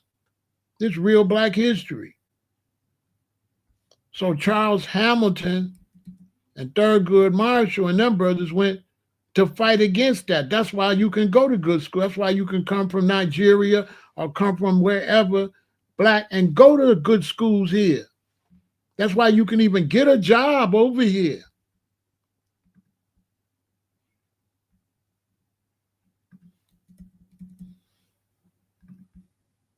You can't even get a job over here. That's what my beef is.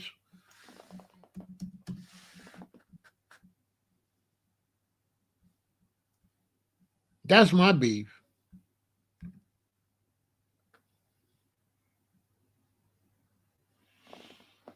That's my whole problem. Because you can't even get a job over here without the struggles of our people.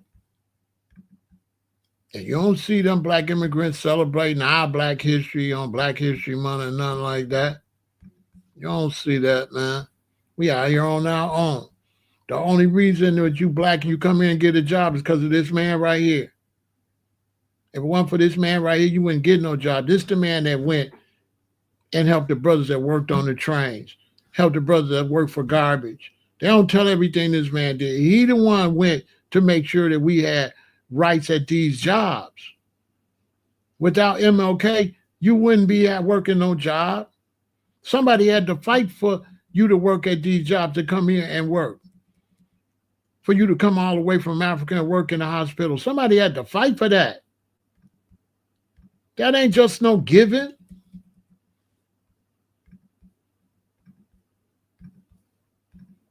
That's not a given. We had civil rights and revolutionaries fighting for you. We had to fight from both sides for you to get this. Malcolm got, if it ain't for Malcolm, you can't come here. Man, if it ain't for Martin and Malcolm, you cannot come here and get nothing.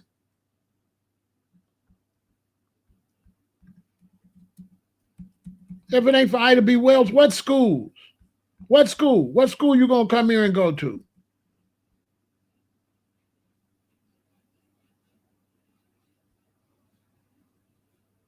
So yeah, we want the Democratic Party to understand we not without reparations, we ain't trying to hear nothing. We shouldn't have to prove reparations. Our whole history proves reparations already. That's what's phony. And Black History Month shows that we owed reparations, or am I crazy? Black History Month shows that we owe reparations, that we was mistreated, that we was not allowed to get money. So how the hell you gonna question reparations and then have Black History Month? Make that make some sense. You some Black dude talking crazy.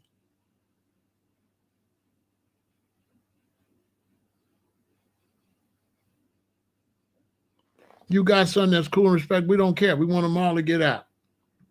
Get out. Throw them out. Because when it comes to us, ain't no cool and respectful ones. And I believe treating people like they treat you. We lumped in. We this, we that.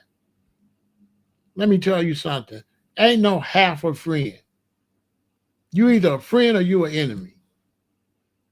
And that half a friend stuff ain't no good. If you want to say, not all Africans, well, you other Africans better holler at them other ones. You better holler at the other ones and get them in line, because they're going to get you thrown out. Get your mans then. Or you and your mans get out. I'm not trying to hear none of that fake stuff. It ain't all of them. It's every last one of them. Because if it wasn't allowed within their community, they would make it clear it's not allowed. Tell that lie to somebody else. If there's this certain type of xenophobia happening with black immigrants in this country, that means they allow it. Because if it's not allowed, none of them would do it. And they can do it without no repercussions. They can do it with no repercussions and play good cop, bad cop. I'm not trying to hear it. Get out. That's how I look at it. Now, I ain't going to be on no campaign for you to get out. I'm not going to be on no campaign for ICE to get you out. I'm just saying if they throw you out, I ain't going to lose no sleep. That's all I'm saying. That it ain't going to be no sweat off my back. I'm letting black immigrants know that there's going to be no loss. Okay? And that's their fault. We won't miss you. Now, whose fault is that? We supposed to say, hey, man, without them, that's going to hurt us like this and hurt us like that. It's not going to hurt us. It's going to actually benefit us. So what do that tell you? How you my brother and my sister when they throw you out and they benefit me? Because if they get rid of a lot of black immigrants, it benefit us. It ain't going to hurt us now. It's going to be a benefit. We can go back to what we was doing before they came. Go back to building like we was building before they came. Because a lot of times they come from these countries and they run for office. Then they undermine us when they become politicians. Y'all ain't never noticed that the politicians that's like immigrant, they undermine us? That's one reason Obama was so weak. His daddy was African. His mama was white. He ain't had no backbone for foundational black Americans like that. He wasn't that. So he was limited. It ain't no coincidence that they try to make sure all them politicians don't really be black, foundational black Americans. That's done on purpose. They don't be having no, it ain't no coincidence Roland Martin running his mouth. He not no foundational black American. Dr. Umar, he's not no foundational black American. A lot of them black politicians are not foundational black Americans. They black immigrant. They're not interested in benefiting us. That's not a part of their culture. Yeah, it was an African calling for the end of Black History Month. Yes, over here.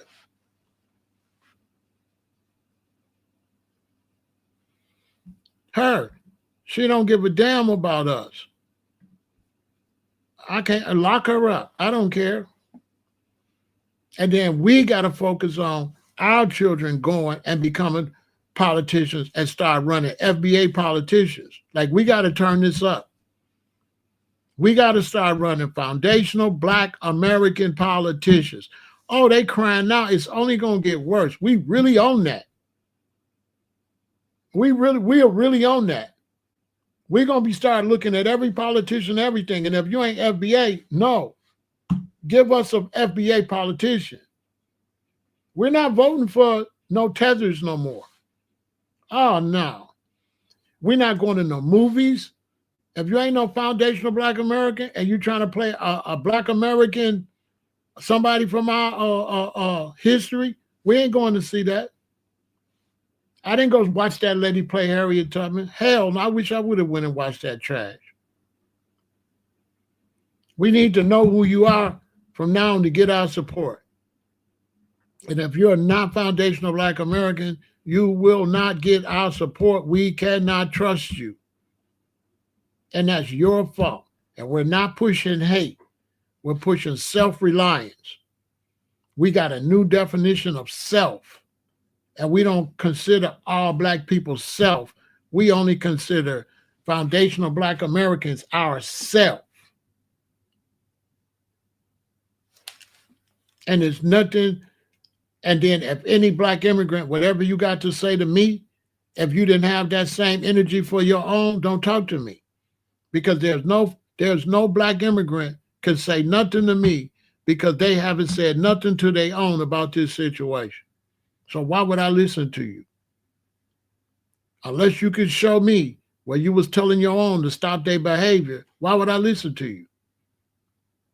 You ain't never seen no movement of Jamaicans saying, don't call black Americans no Yankees. You ain't never seen no movement of Nigerians, don't be calling black Americans a kata. You never seen that. They thought it was funny. Show me where they went against it. Yet you go to Africa, every black chick over there trying to look like the Supremes, trying to look like Beyonce, trying to look like foundational black Americans, doing their hair like sisters here doing their hair, dressing like sisters over here. Everything they do, they emulate us.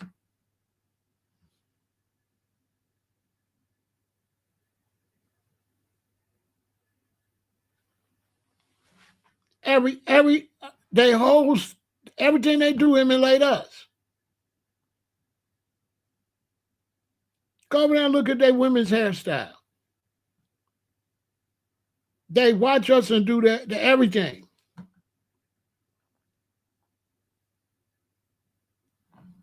They watch us play basketball, baseball, all of that. They go, they learn. Not a baseball stars, not a basketball stars, not a football stars. And never get no respect back to the people that they copied. Never.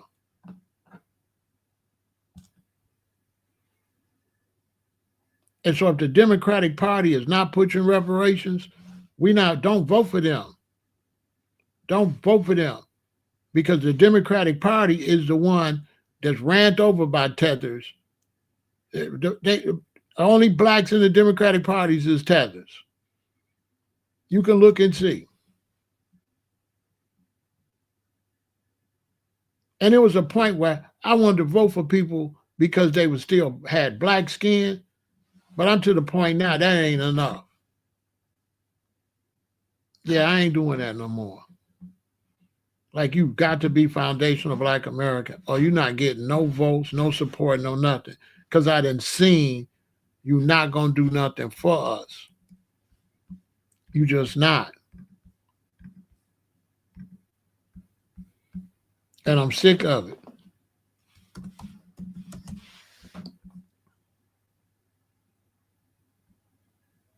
I done seen it.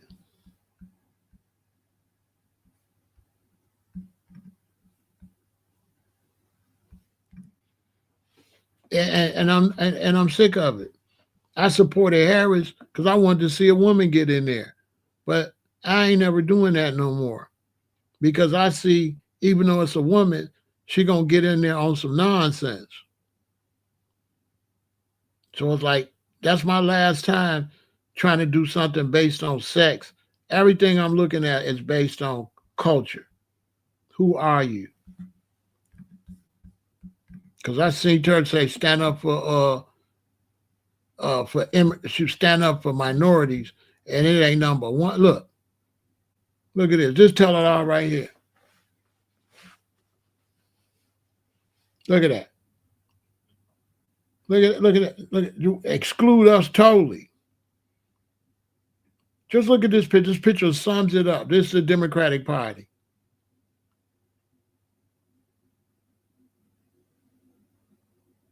There's one behind her, one black girl that they got real small way back there to her. If you're looking at it to the left behind her, and the shorts, you want to bring her to the front. You understand? So the Democratic Party, we ain't gonna vote for them. It ain't got to go. We got to take it over. That's what I would say. We got to take it over. You know what I'm saying? We have to start cultivating FBA politicians. That's the new, to get our support, you're gonna have to be foundational black American. We're gonna have to call for that. Listen, you brothers and sisters that truly are foundational Black Americans, start running for office, start running for mayor, start running for city council, senator, congressman, start running. That's the campaign we're going to have to push. We got to push young foundational Black Americans, FBA, to get into politics. And we have to distinguish. You ain't FBA? No.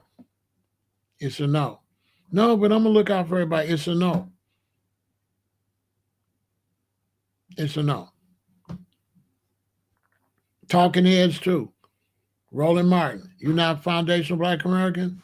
We're not listening to you no more. Because you're never going to truly, in your heart, fight for the Black people that's been here the whole time. Because you're not that. You're not that. And the thing about these Blacks that like immigrants, they always going to have a soft heart for immigrants because they have immigrants. So they're never going to go hard body for foundational Black Americans. They're going to always go, they're going to always want to help somebody that's like their daddy or their mama. They're going to always, a lot of them don't really like foundational Black Americans because they feel intimidated because they mixed. I see a lot of brothers on Instagram and stuff. They don't really like FBA because they not FBA. And they feel like if FBA become popular, they become not popular. So it's a threat to them. Yeah, I see it. FBA is a threat to a lot of brothers and sisters that's not FBA. Because they've been able to come in and cosplay and come in and do this phony kind of Black melanated game.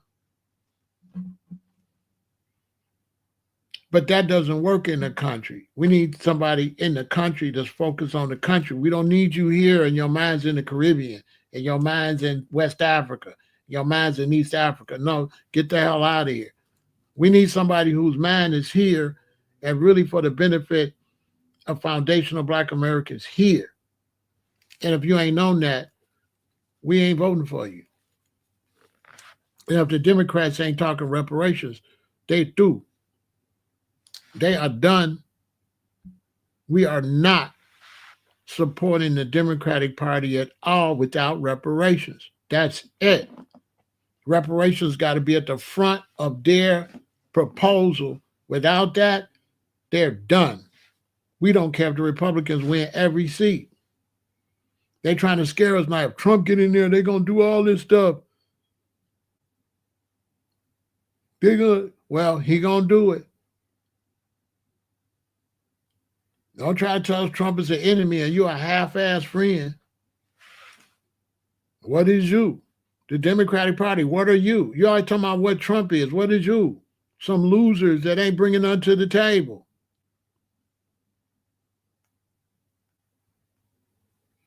Yeah, they go to med school, everything. They come in, they trying to steal everything. They only competing with us because they're not going to get nothing from white America. White America going to make sure their kids get their stuff. So the only stuff immigrants can take from is from us.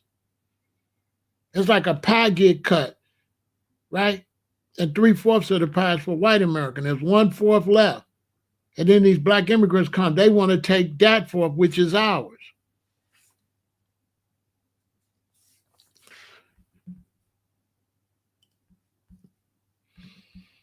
Trump is doing more for Black Americans than them because when they throw them Black immigrants out, that's more jobs and more opportunity for us, less opportunity for them to come take over our neighborhoods, less opportunity for these African men to impregnate our women that they don't love, that they use.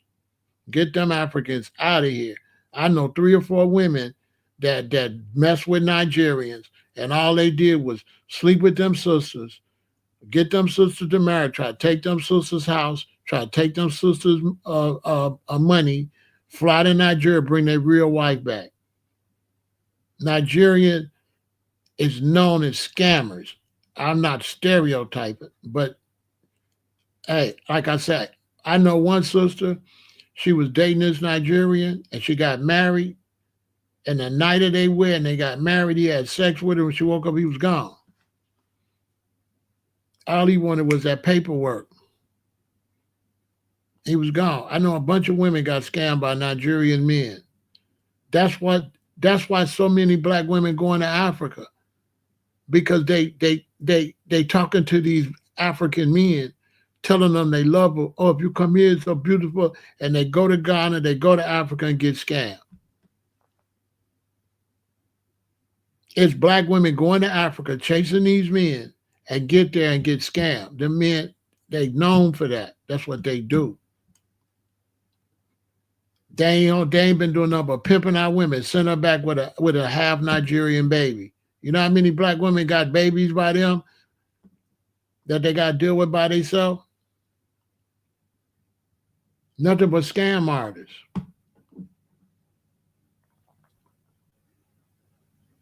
And when black Americans move to Africa, it don't be no African love over here.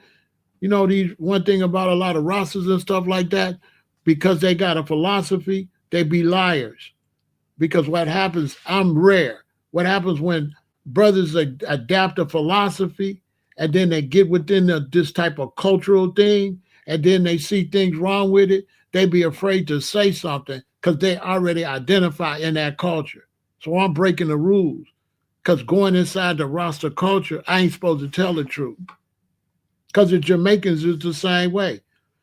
You're not gonna see a lot of foundational black American rosters with Jamaican women, but you're gonna see a lot of Jamaican men with foundational black American women. All them immigrants do that.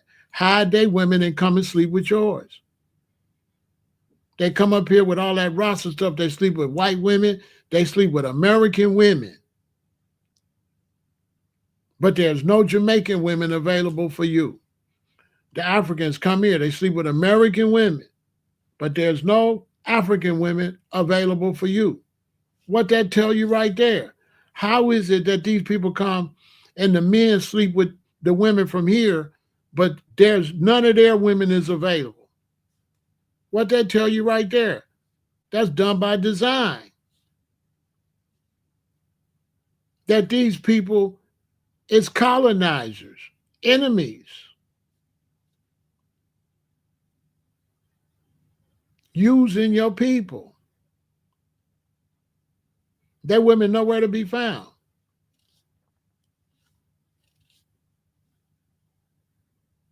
And it's time to look at them for what they really are. No good, no benefit to us. None. We don't want no type of immigrant in politics representing us. Unless you FBA, we can't trust you. That's why you see Roland Martin, he not FBA. You see how all he ever talk about is what the Republicans do wrong. He don't talk about nothing for the Democrats to do for black Americans. Nothing. Never come out his big head. Nothing. Go watch Roland Martin. Nothing. He don't say nothing that we want. Never.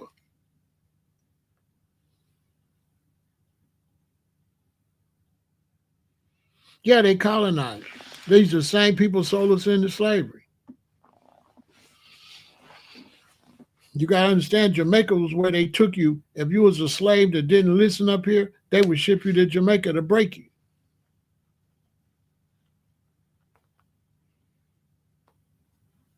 When you listen to Jamaican Rasta stuff, all of that is pirate talk. Jamaicans speak pirate. Blood clot, bloody well, bloody this. That's pirate talk. Hey, don't nobody want to smoke. Nobody get on stage with me because I can say more than this. I ain't saying everything. But Jamaicans, they talk pirate. Bomba clot, blood clot. That's pirate talk. Bloody, okay? Bob Marley's daddy was a pirate.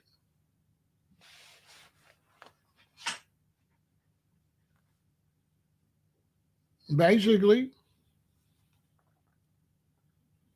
came and got that woman pregnant and left her with Bob.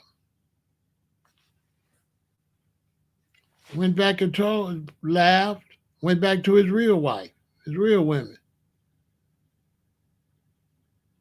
Yeah, that's pirate talk. Bloody blood clot, man, bomber clot, blood fire, bloody this, bloody that, bloody right. That's pirate talk. Bloody this, bloody well right, bloody that. Pirates.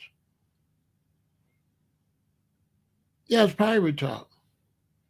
That's not no black culture. I'm telling you.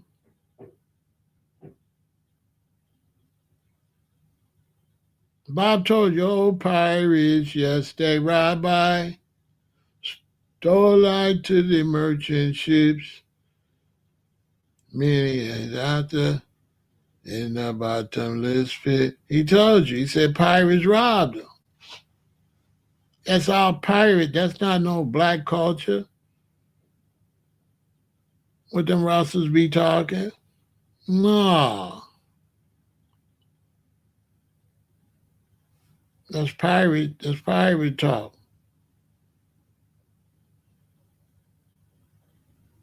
Blood clot, blood this, bloody man, blood. That ain't culture. That ain't African. All their names is like Irish names. Winston, and look at their last names. Go look at all the Jamaican rosters. Look at their last name. Marley, Livingston. Go look at their last names. All their last names is like European.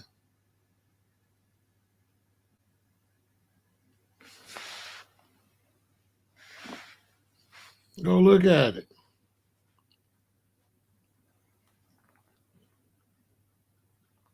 That's why roster failed. Because the rosters, they didn't chase black women. Y'all know what they was on. I was in the culture. It wasn't ever what they trying to say. It was never that. That's why it never materialized. Look how long Rasta's been out here. What materialized? Nothing. Most of the biggest reggae artists passed away was drug addicts. Look it up.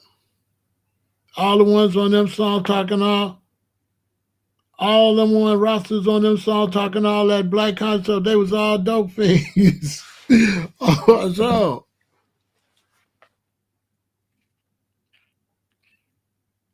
real talk. Go look it up. All of all man, almost every one of them.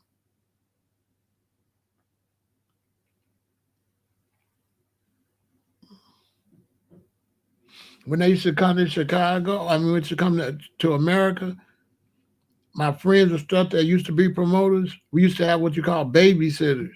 Sometimes we'd have to send a babysitter to get them in Jamaica, fly them here, and stay with them. Because if they wander off and start using them substances, they don't show up for the show.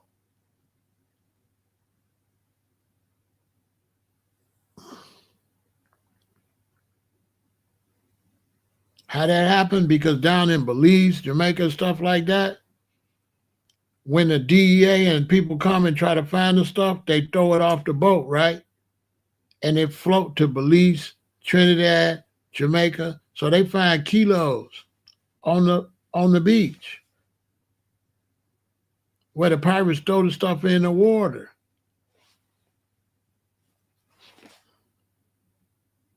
And those places was the go between where they bring the guns and stuff and then ship them to America. So that's how they had all them wars in Jamaica. You got to ask yourself, how them Jamaicans doing Bob Marley? How they was having all them wars? Where was they getting all them guns from? Because the CIA and the KGB was down there waging war in Jamaica. Because you got to understand, the KGB was right there in Cuba. That was the Russians. And the CIA and the KGB was down there, you know. They was puppets. They was all governmental puppets. Remember Bob Marley got shot and had to leave? Why you think he got shot?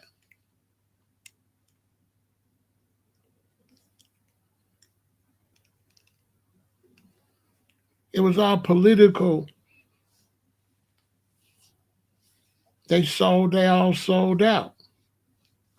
They sold out for politics.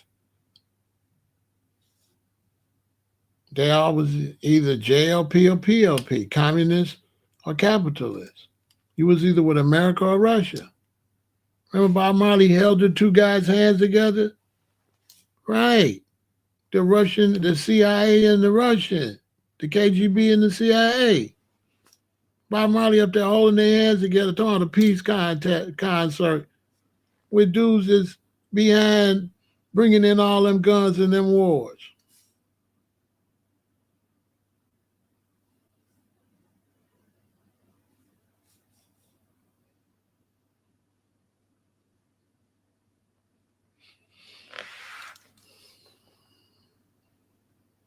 All that was political. They took them over.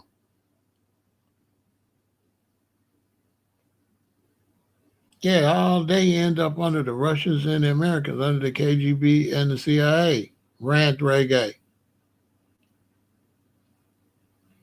When I was a young Rasta in LA and I used to come to the reggae show, you know, the white dudes that run it, they'd be looking at me like, you know what I'm saying? I was like I was like, oh, he's too revolutionary. He too black. You know what I'm saying? That's how they would look at me, like he too black. We ain't not black like that. He over, you know what I'm saying? The dudes that ran the radio station and really ran the reggae, they was all white. And all the Jamaican reggae people, they ran behind the whites that run it. But all that's connected to the governments and politics and police. So it was like infiltrated.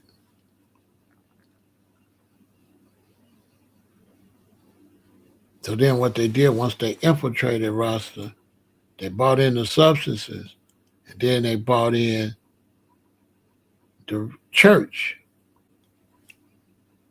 Because Rasta wasn't no church.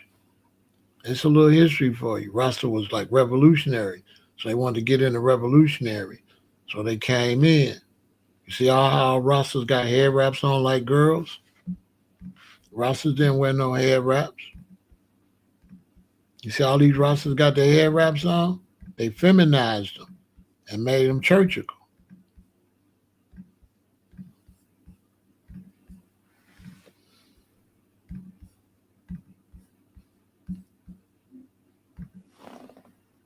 Real talk. They feminized them.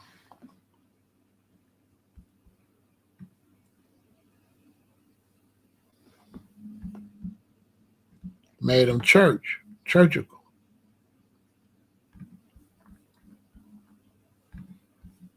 Because they came in with the communists and see Bob Marley holding up the communists. See, and you see the dude on the left, on your left. See, them is all badman. Them is all shooters. The ones on the right behind the communist ones on your right, and the ones on the left behind the CIA. This one the KGB with Rastas behind them. This one the CIA with Rastas behind them. They was shooting up the community, and Bob was up there with this peace stuff because they were shooting up Jamaica. Bob had just got shot before he did this. So they came in and they infiltrated with the government, with the illegal substances and the guns.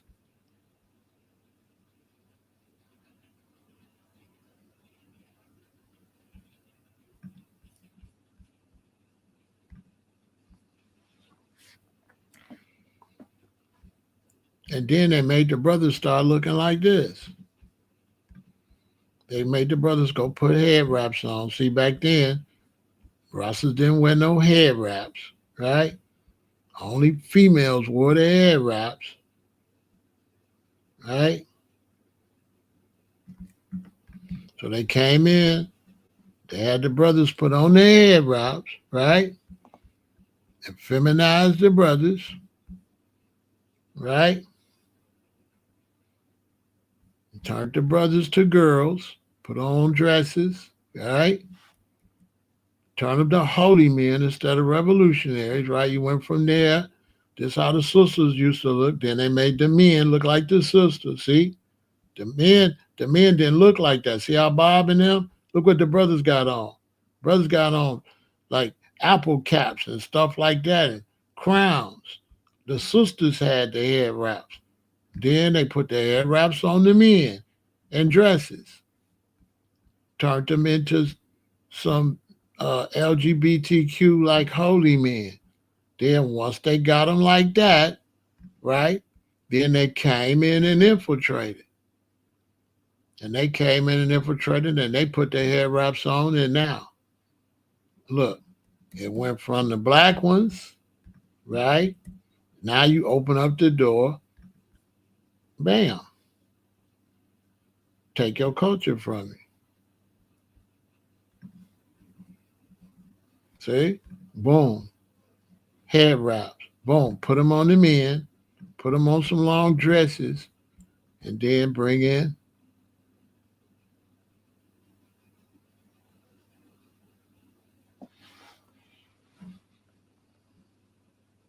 you see?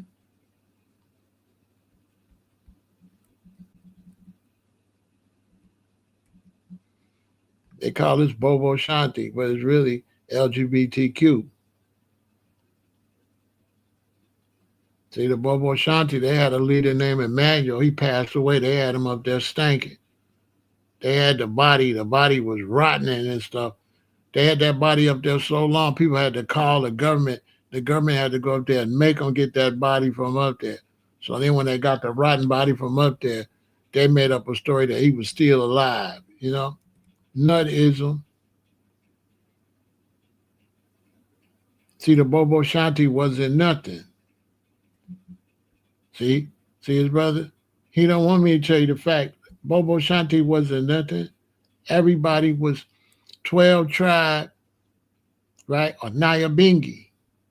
Nobody was, no, Bobo was nobody. Bobo was nobody.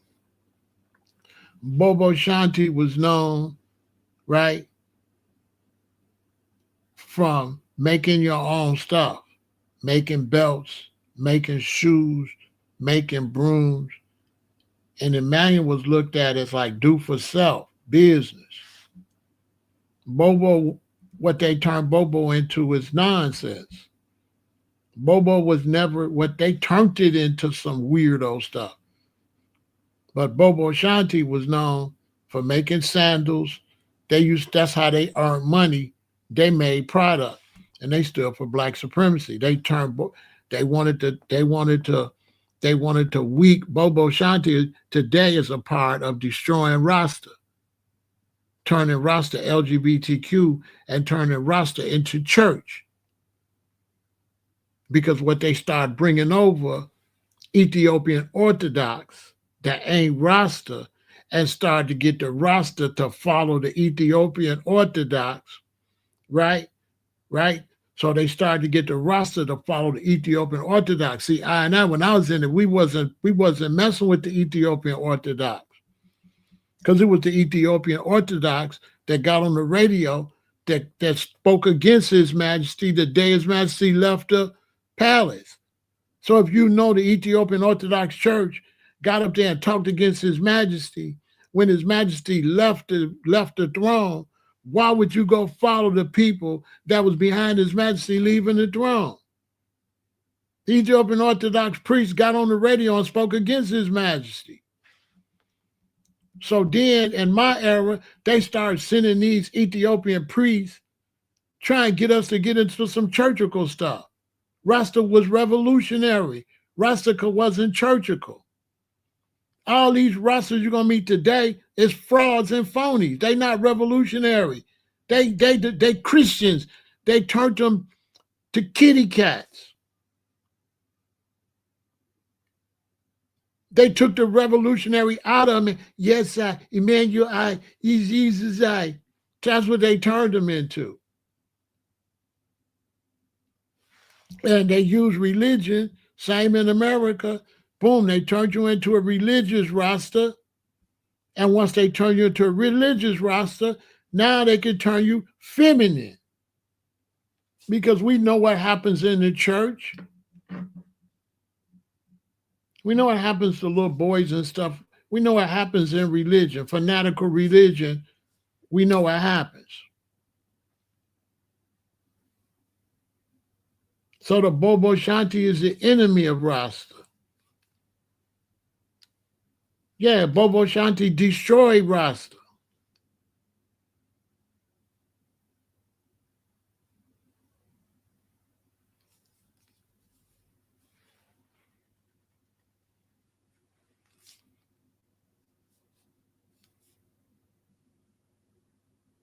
No, the elders was doing, culture was the real thing. Yeah, culture was the real thing. That's way back.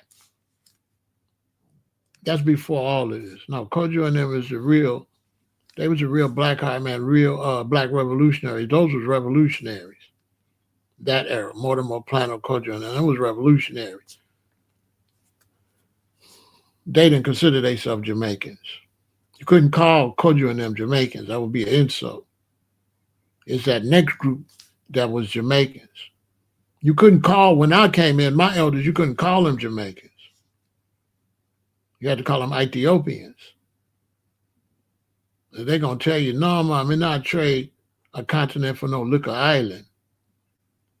So they didn't want you calling no Jamaican because they feel like you're trying to say they should trade a whole continent for an island. They dealt with continental Africa. They didn't deal with.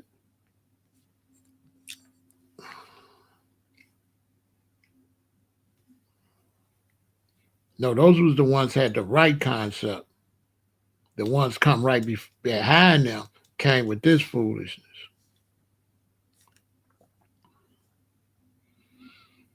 You ain't never seen Kojo and that group with no doggone head wrap on. They wore crowns.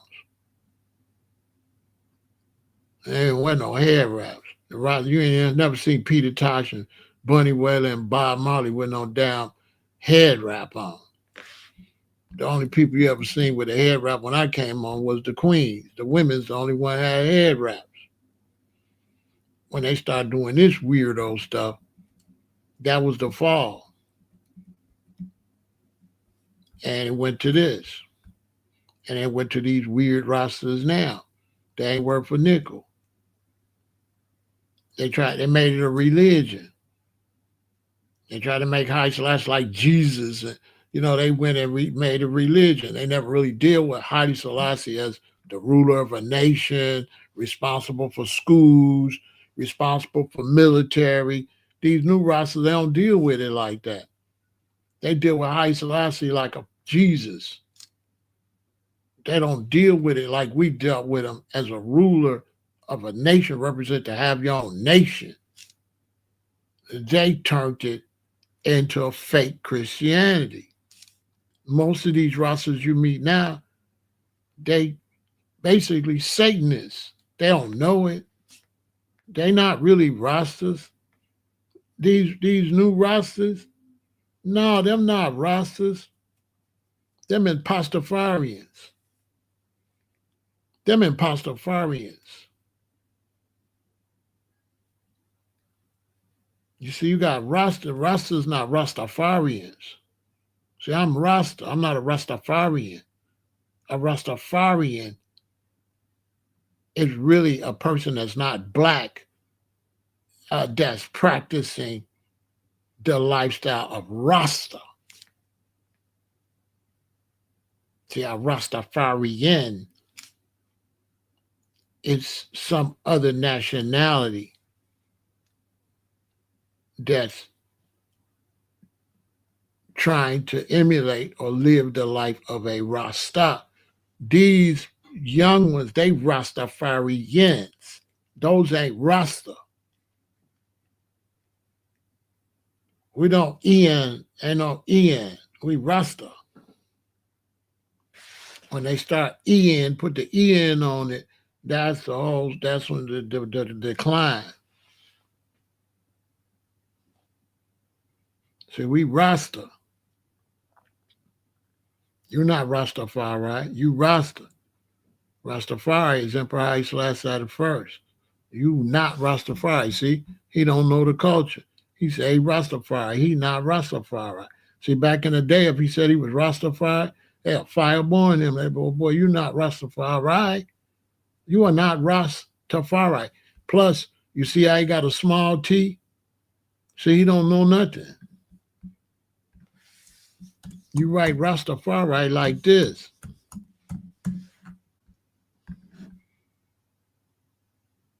Always a capital T. It's Rastafari, not Rastafari. What the heck is Rastafari? See what I'm saying? It's Rastafari. He said he Rastafari. See? See, he don't know nothing. He don't know nothing. It ain't his fault. He ain't got no teachers. See? That's totally wrong. See, he got the small T. See, he got the black. He not supposed to have no black there. Only red, gold, and green. There's no black with the Ethiopian flag. It's supposed to be red, gold, and green, right? It's supposed to be R-E-S, capital T. But he not supposed to say he Rastafari. He Rasta. He not Rastafari. You know what I'm saying? You're not Rastafari. If you said that with the elders back then, they'd be like, Bumbleclap, boy, you're not Rastafari, you know. Boy, you're not Rastafari. You're not King Selassie, you know. They would tell her, what am I thinking about King Selassie? No, boy, you're a Rasta. You're Rasta, but you're not Rastafari. You're not Rastafari. I'm not Rasta.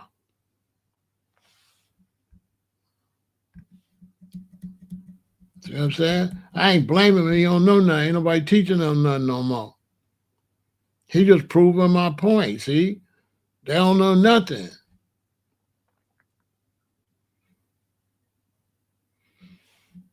That ain't his fault. Ain't your fault, brethren. Ain't nobody teaching y'all nothing. You know what I'm saying? I mean, how they champion, you know, this thing here. You know, Big Pharaoh is the real original. Don't get it twisted. But this how they, you know what I'm saying? They start bringing over the Ethiopian Orthodox Church, trying to get us to go churchical. Boom, they get us to go churchical. Now you put on the dress and all that stuff, you know what I'm saying? And break down, right? And turn it. See, like 1980,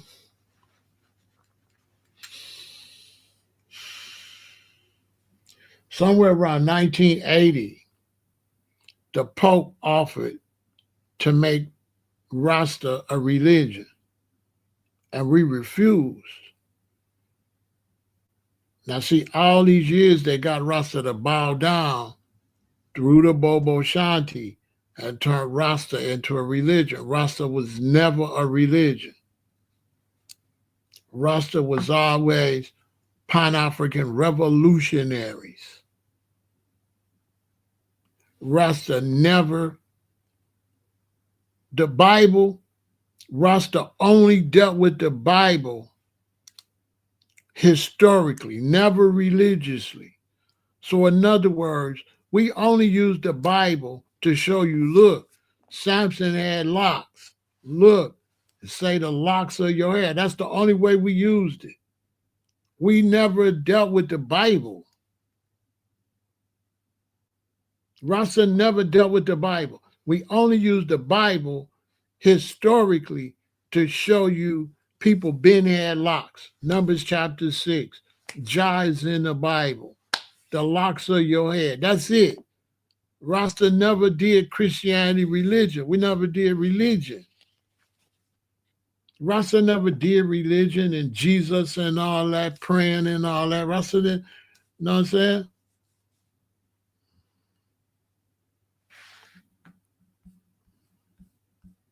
You know what I'm saying? We never did that. Rasta was a revolutionary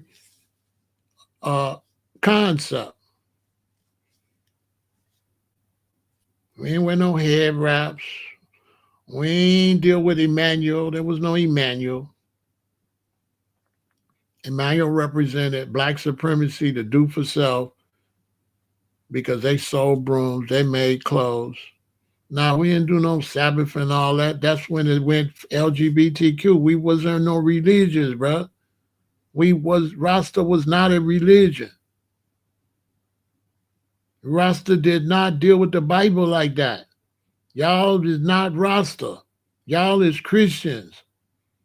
Y'all been bringing Rasta was not no Christians. Rasta did not deal with the Bible like that. Rasta did not deal with the Bible. Rasta was a revolutionary. Rasta dealt with in apartheid in South Africa and stuff like that. Rasta wasn't sitting around doing no praying.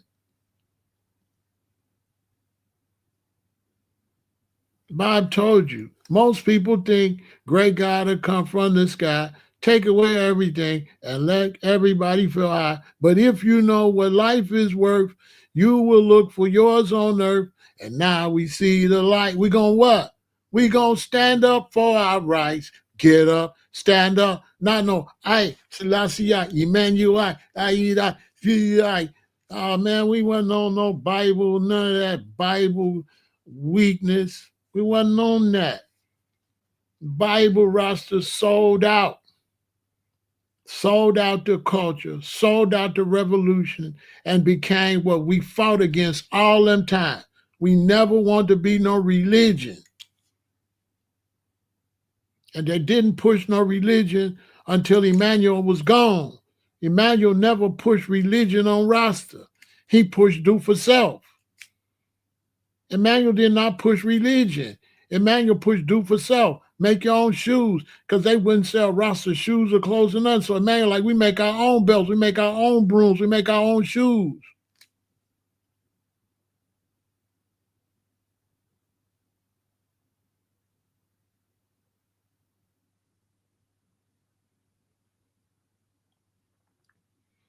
Rasta is simple. Reparations, repatriation, and rehabilitation. Just that simple. Reparation, repatriation, and rehabilitation. Simple.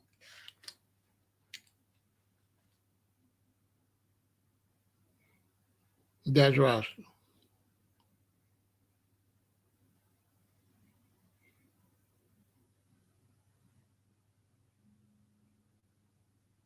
It wasn't no damn religion. It wasn't based on no Bible. None of that.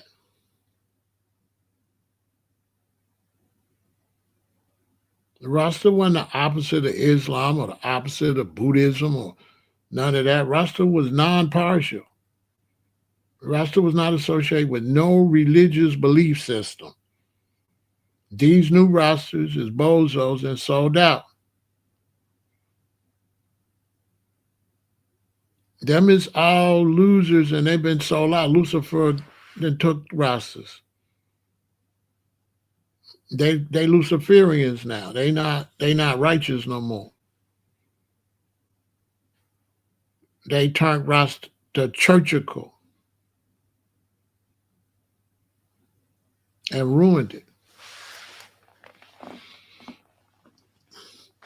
That's why it ain't shit no more. Ain't nobody gonna mess with that no more. I think the one sister, she got the Rastafari channel. She all at the Ethiopian church and all that. Look at this. Girl, if you don't go sit your ass down, what's the sister? Rastafari something. And she all that, Ethiopia, holy, you know what I'm saying? We wasn't into that. We come into this thinking about Mussolini invading Ethiopia. We was on some war stuff.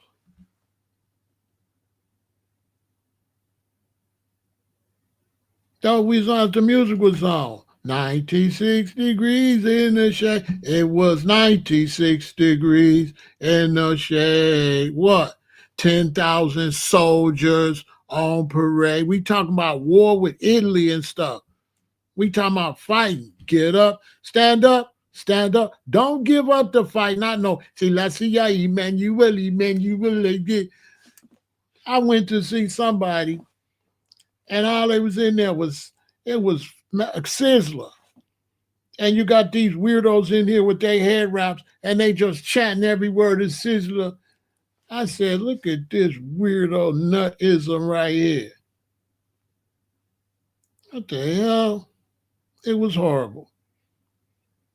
No strength, no backbone. It was feminine.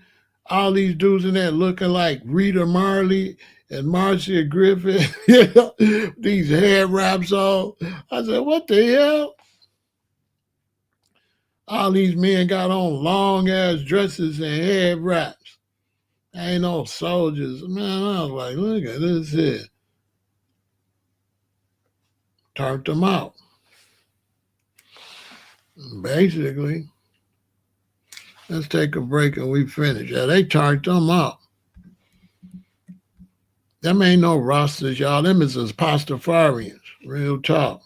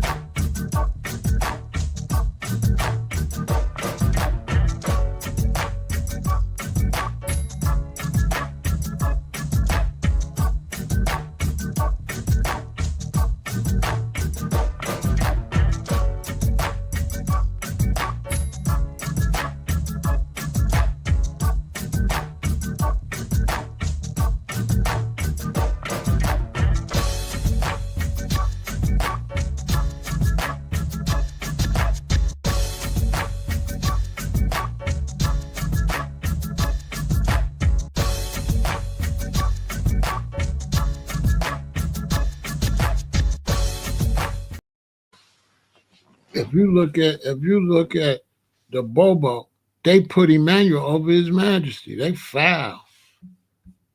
Yeah, Bobo Shanti is foul. They put Emmanuel up. They lowered Haile Selassie, and they Emmanuel is who they look up to. Yeah, they put Emmanuel over His Majesty. Emmanuel wasn't nobody. It was His Majesty. It was Marcus Garvey, and it was Bob Marley. That was the power of the Trinity.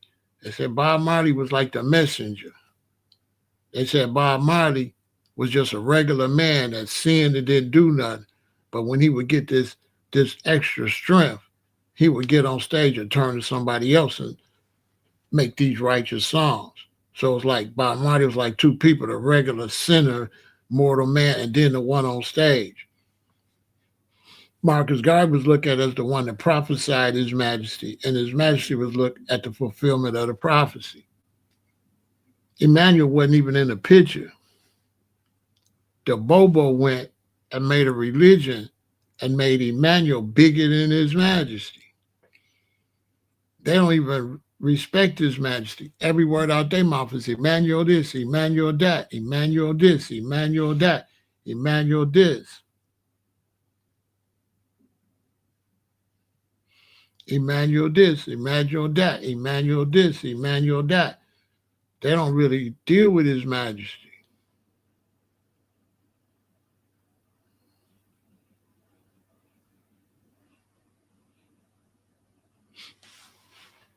And they doing something Emmanuel never would have liked this. This is something they made up after Emmanuel was gone. Emmanuel would never accept this. Never. Prince Emmanuel would never accept how they holding him. He was never called King Emmanuel. He was called Prince. He would not like it. Emmanuel would not like the Bobo Shanti at all. And I don't even want to tell you everything was be going on up there on their camp, what they be doing to the little girls and women up there. Man, listen. Emmanuel would not accept none of this.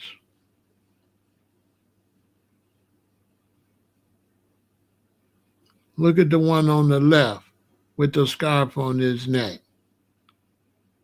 You see it.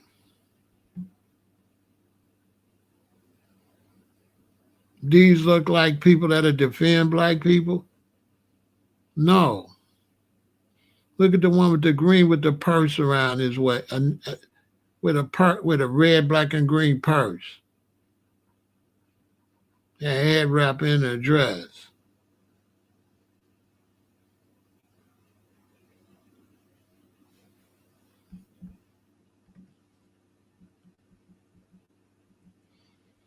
And that turned to this. Once you do that, you give it away.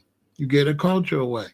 See, they couldn't get into the culture because the culture was black liberation. So this group right here, you think they're going to get in a culture that represents black liberation? No. But when you turn it churchical, now they can come and steal it from you. They couldn't steal Rasta when Rasta was black liberation, black unity, Africa for the Africans and that. Nah. But when you turn it to Emmanuel, Holy, now they can come in and thief your culture. Because you change it to make it where they can. So now, look. And this is how our culture gets stole all the time. When you look up another 15 years, this is going to be Rastas.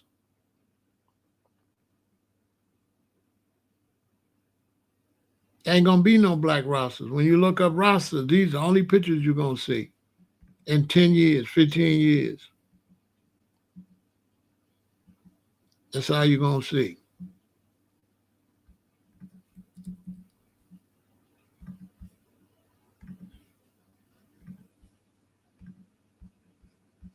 That's a fact.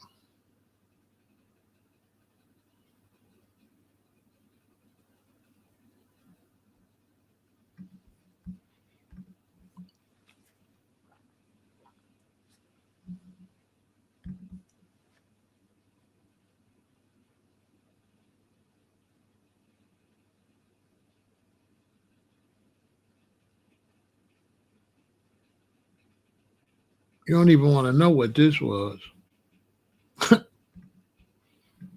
Those that know. They changed the whole culture.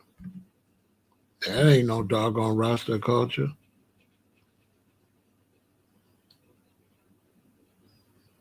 The Rastas was revolutionary. But they came in with the substances, and through the substances, they uprooted the culture because all the dudes was getting high. They all end up dope fiends. All your big Rastas end up dope fiends.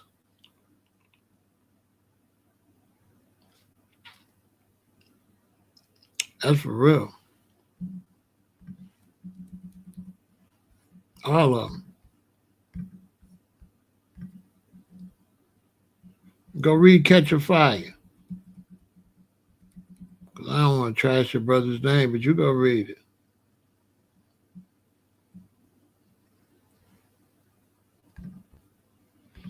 Because it was always about taking a revolution out of reggae.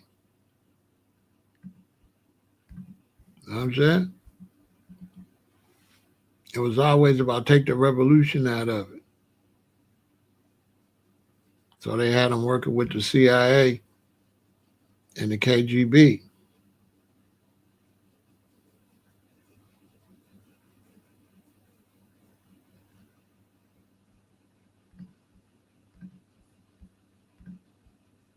Yeah, that's what Google say.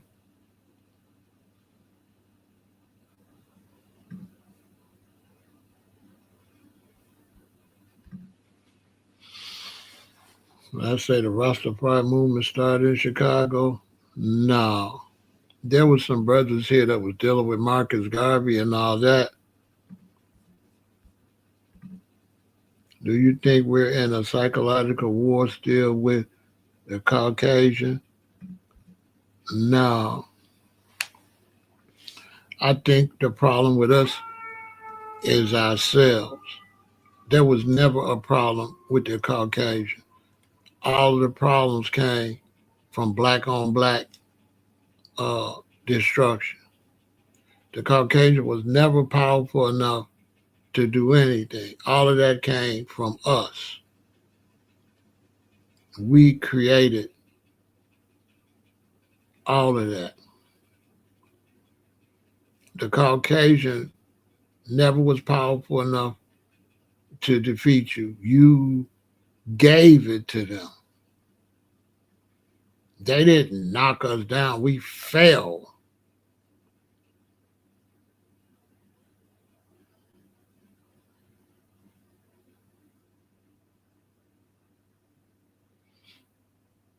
So what they be teaching about the Caucasian be false. All of our problems is self-inflicted.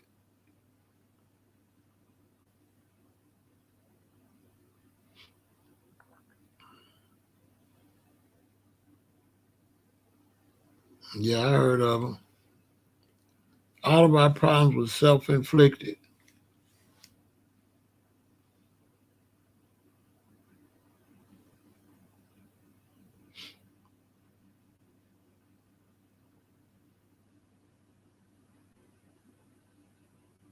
All of them.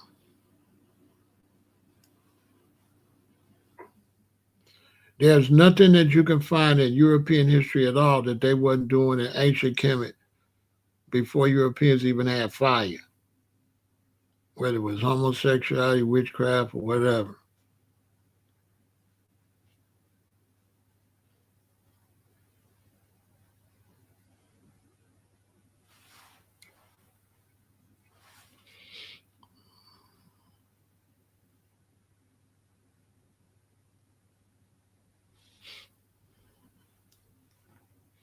The stories they make up about the Europeans, all that's false. All of that was self-inflicted. All of that.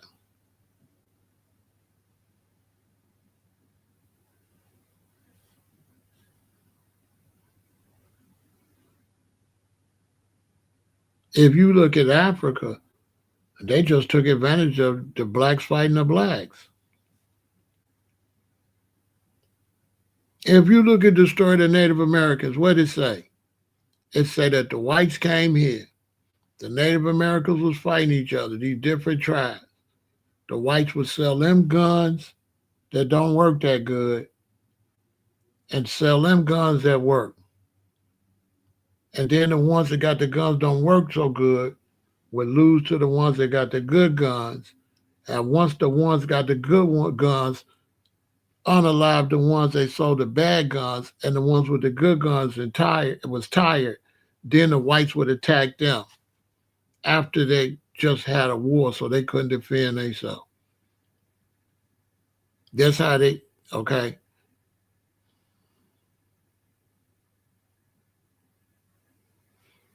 You understand? It was all self-inflicted.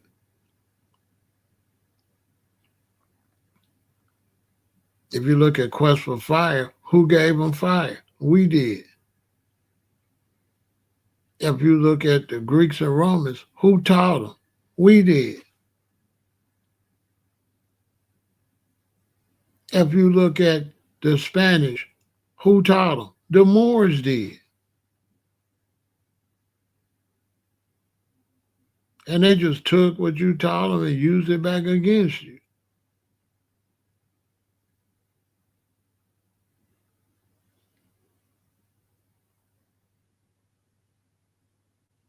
You got to understand that when the Portuguese came to West Africa, they was just trading for things. The Africans offered them slaves.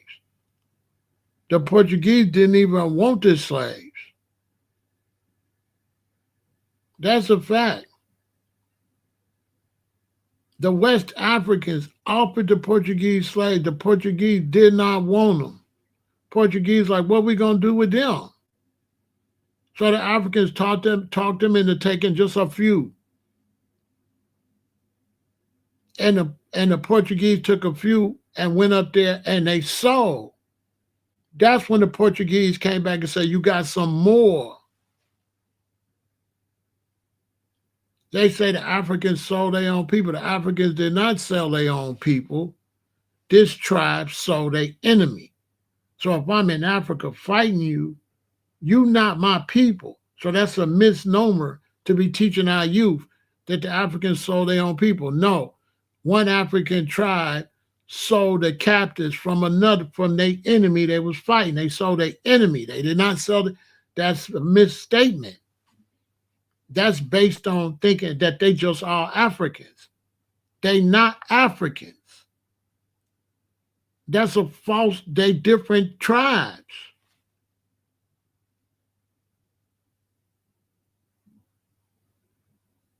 So in Chicago, if a GD shoot a BD, technically in their mind, they did not shoot their own people. Dude, BD, I'm GD. You want to say we the same. We ain't the same.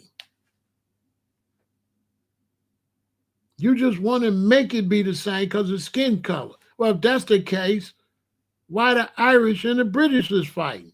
Because they not the same.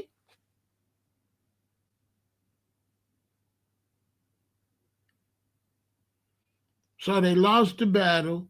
They took them and sold them. The Portuguese came and said, you got some more? They're like, yeah, you got some more, you got some more, you got some more. They start running out of enemies. They start going up to Niger, right? Getting some up the river. People start catching them over east, catching them in Egypt, grabbing blacks in Egypt, grabbing blacks in West and East Africa, bringing them down the river, meeting halfway, selling them. The whites find out the Spanish want to get into it, but the Spanish got other things going. The Spanish go down, boom. They ain't trying to deal with slavery. They trying to go get gold and stuff like that and sugar. The Spanish come down, stop in the Caribbean islands, then go to South America. When the Spanish get this sugar cane and stuff, they say we could grow this in South America, it'd be closer. They bring the sugar cane to South America. We could grow this in the Caribbean, it'll be closer.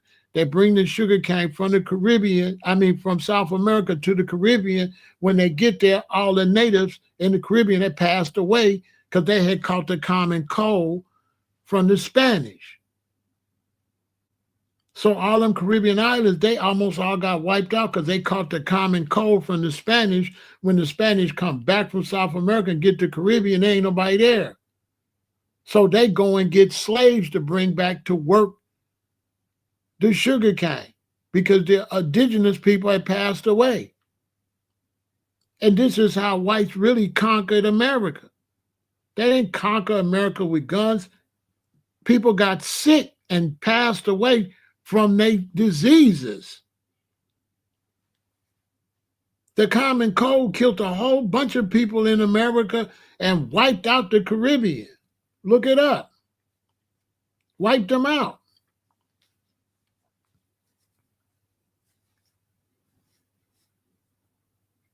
I did a whole video. They paid me $400 for one of these islands. I did the whole video for an island of the whole history. I be doing documentaries for these schools and stuff. I do a lot of stuff I won't be telling you. I did a whole documentary for them. They got the measles too. They got a whole bunch of stuff on it. Mm-hmm. And so they had to bring people to work in the Caribbean. That's facts.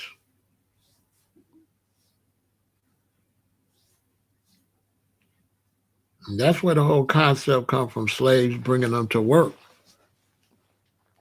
From the Spanish, and the Spanish got it from the Portuguese, and the Portuguese got it from the West Africans that offered to sell them their enemies. They wasn't looking for no slaves. It just became a lucrative business. They didn't know it was going to be lucrative. In the United States, they had whites doing the work, but it was in the South, and the whites was getting the sun was burning, they was getting sunburned. So they couldn't do the work. So once again, that's why the black ones was a convenient for slavery, because they could take the sun. They'll never tell that part. Because they had white indentured servants out there trying to pick cotton and stuff too, but they couldn't do it. It's too hot. They was dying. They was passing out. They was, you know what I'm saying?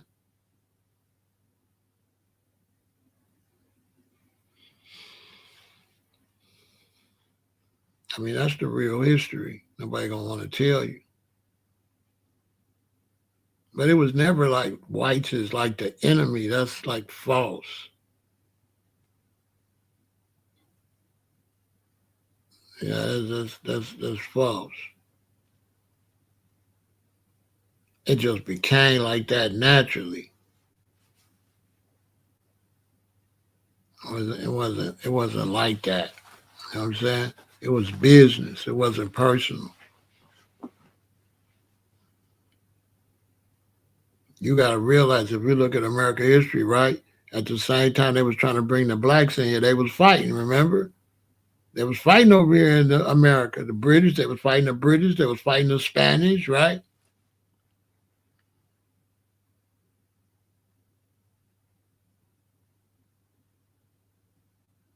Now the Arab slave trade didn't weaken Africans. The Arab slave trade come from when one of Hannibal's men wanted to marry his daughter, and he wouldn't, so he broke away. And Hannibal went on to fight Italy. But the ones that broke away, they started a group and they went up there, and those became the Moors. The Moors don't want to tell y'all this. The Moors were people that broke away from Hannibal's army and went on their own and went up to Europe and conquered Europe. But when the Moors conquered Europe, they did bring a lot of stuff, but when you conquer somebody, you mistreat them. So when the Europeans overcame the Moors, they mistreated them. And then they started, the Moors was bringing slaves up there. Because, see, the Moors was bringing slaves up to Europe when the Moors ran Europe.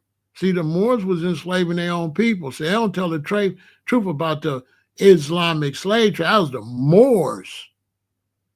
That's the Islamic people they talk. The Moors was Islamic.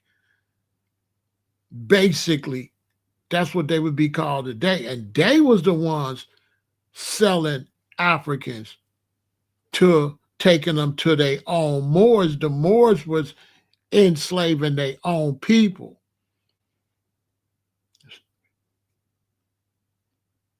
And then when the Europeans took over, they just kept doing what the Moors had started. See, when you see the Moors talk about they not black, the Moors have always hated on their own. Their history is a hate of abusing their own people. They don't want to tell that part. That was the Moors behind the so-called Islamic slave trade. No, that was the Moors behind that. That's a fact.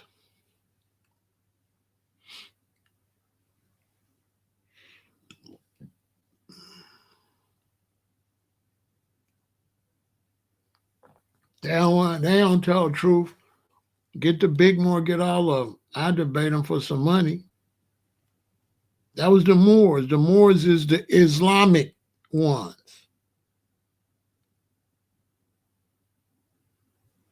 You understand? That was the Moors.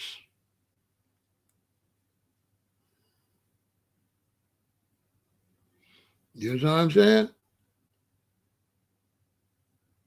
And then them people up there took over, and then they cut all of the sexual organs off the Moor. Right? I did a whole live on that. So they made them all women,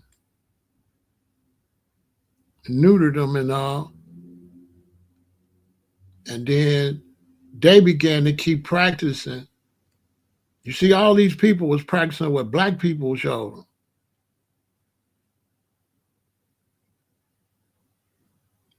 Black people ran the whole world. What happened? We the ones that failed. We didn't get punished because we was righteous. We became unrighteous, and that's why all this happened to us. This didn't happen to us because white people is evil. This happened because we became evil. We became negative. That's how this happened to us.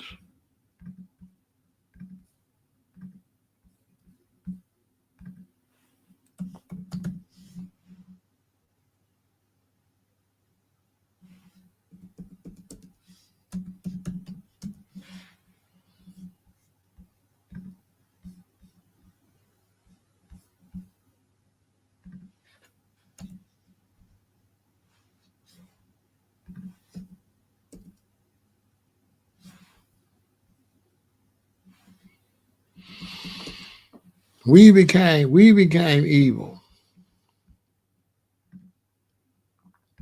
That's how all this stuff happened to us. It wasn't like, oh, white people's evil. No, that didn't go like that.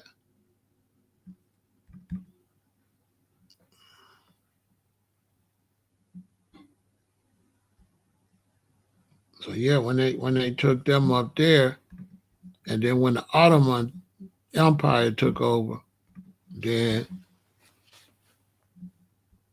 they made them eunuchs, cut their sexual organs off.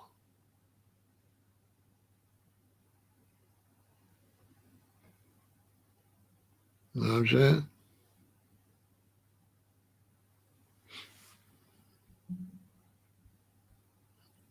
When they got conquered by the Ottoman, they conquered the Moors.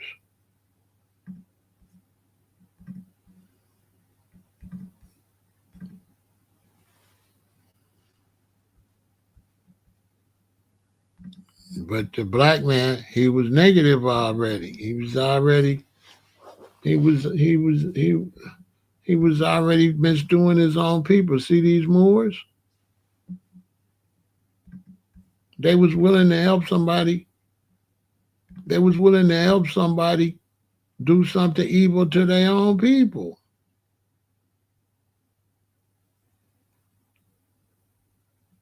These is facts.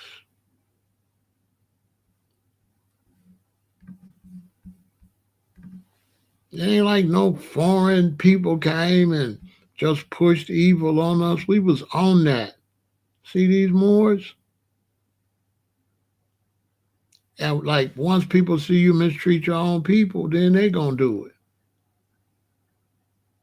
So like that whole white stuff, that's all fake. That's not real. All these different groups that was here, they wasn't no Native Americans. They weren't no Indians. They was Aztecs, Incas, Mayans. Some of them came from Alaska. They was different groups. That's why they was warring. They didn't know each other like that. They tell you they was Indians. When I was little, they told you it's Indians. They wasn't no Indians. Some of them was red, some of them was brown, some of them was yellow. And they was fighting. So when the white man came and he started going west, he seen they was fighting each other. They was fighting each other already. They was fighting each other already. Everywhere you go where whites conquered, the people was there fighting each other already. India, Africa, U.S., they just took advantage of people fighting each other. Look how long the Chinese and Japanese been hating and fighting each other. Look how the Japanese did all them Asian islands. Look how the Japanese did the Philippines. See what I'm saying? Every race. Look at World War I, World War II. Who was that killing each other? That was whites, unalive, and who? Whites. Tell me I'm lying. Every race did that. World War I and World War II was white on white. Tell me I'm lying. All the wars was black on black, brown on brown, Asian on Asian, white on all the wars. Then they got to fight with each other. But all of the root of all of it was on against each other. Think about it. World War I and World War II, who was they? Okay, well, they was doing each other.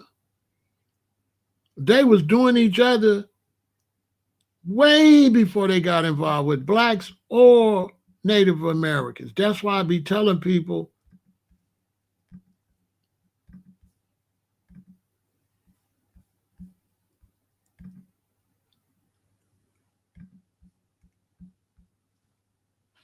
to go watch this.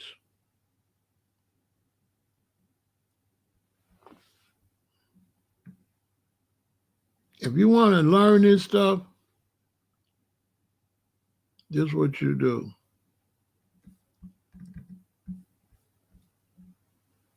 I keep telling people that. Like, if y'all really want to know what really happened,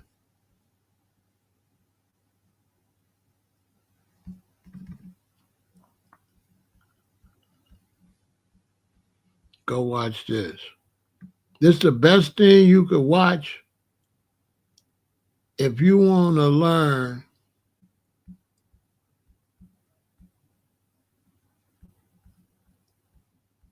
now. The Borgias is good too, but the Borgias is not as good as The Last Kingdom. If you really want to know, like, understand this, you got to go watch The Last Kingdom. If you go watch The Last Kingdom, you're going to learn a lot about you're going to learn a lot about the world, period, like what really happened. It ain't racial like they tell you. That's fake. This is what they was doing way before they even knew about black people. They was up there doing each other heavy. This before the Spanish even found America. That's a fact.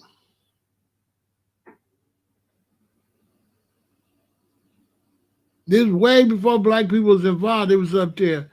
Man, go watch The Last Kingdom. And then you'll see.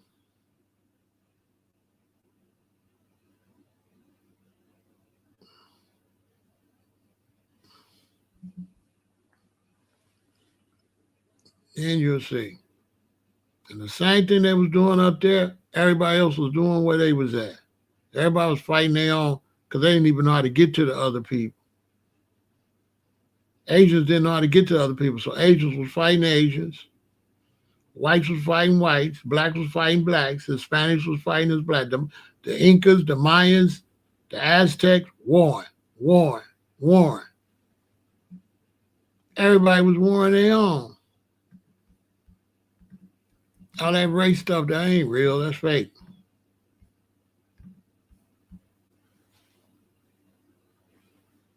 They warring.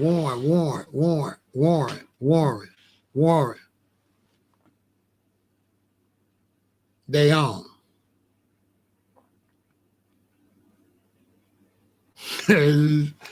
Mankind, man, man's crazy.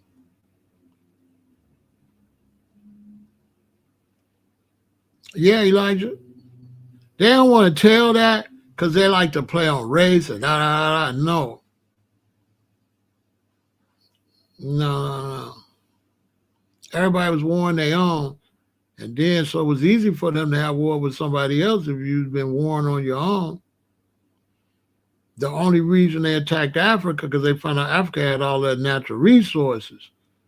So when they found out Africa had all that resources, that's when they got together and say, listen, we need to stop warring, and we need to get together and go steal this stuff from Africa. It never was racial, it was always economical. It wasn't never racial.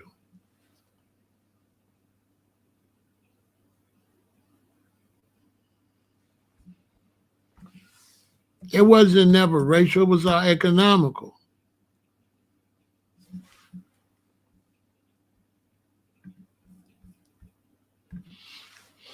So when they seen all that stuff done, that's when they became white. They wasn't white. This is when they became white at the Berlin Conference. They said, listen, these people got a lot of stuff down there. We can go steal all their stuff and bring it up here. It's the Berlin Conference.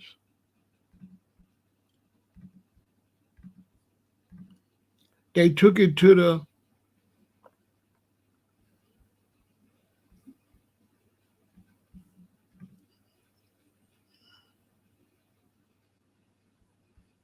because they used to have to clear everything through their religions.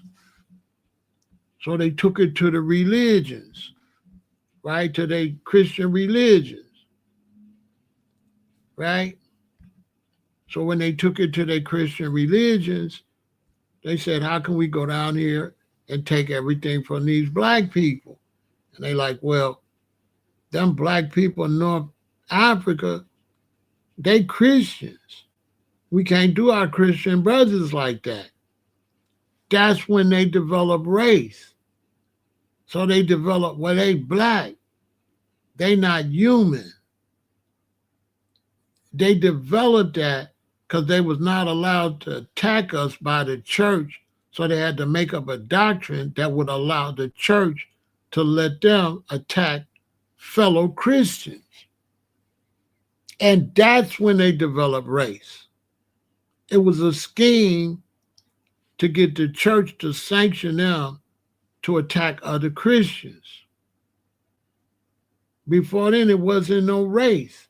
If I was a black man and I went up to Scotland and I'm up there visiting in Scotland and I'm sitting at the table chilling with the king and they start ringing the bell saying, the enemy is coming, enemy is coming. And we go mount up and everybody mount up and I get my sword and I go out there, we go outside the castle and we fight and we destroy the enemy. I come back, they make me a knight. They didn't really go by no race like that. They didn't do race. You a knight. You one of them. If you fight with them, you one of them. It wasn't no race. Race, they made race up way later. Blacks ruled Sweden, Rome, all of them had black rulers. Nero was black, like they had rulers, they didn't do race, they made a race in this era to steal money up. They never dealt with race, that was made up, that was fake. It was never black against white. They made it black and white to steal. That's it. It was never a black and white thing. It was always a mini thing. Facts. That's why a lot of blacks are like, white people racist. No, they not. That's something that's taught.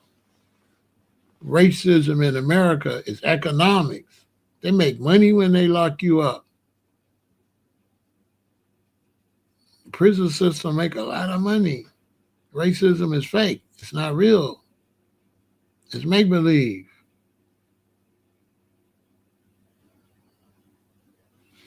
Listen, I hope y'all learn from that. I might be here later to do something else. I'm gonna leave this one just like this. Send it to people so they can watch it. You know what I'm saying? This the facts though. So it's like I'm gonna end with this too. Now, as far as foundational Black Americans, that ain't no beef either. We're not becoming foundational Black Americans to beef. We have to get our own identity. The rest of y'all got that already. So we don't want to explain it to you if you already got that.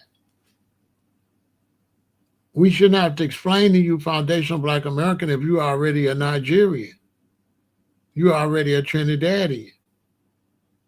So it's totally ridiculous for you to be mad about somebody delineating when you already delineated. The whole Africa is delineated. The Caribbean, you delineated. You're all delineated already. And then hating on us because we are delineated. We just got to the point with social media where we could do things. That's the only reason that's happening. Before social media, we didn't have each other's phone, so we had no way to do nothing as a group of people in America. But now we got social media. Now we can get together and say, okay, all you blacks from America, what we want to call ourselves. So y'all should honor the fact we doing that. We gonna do it whether you honor it or not.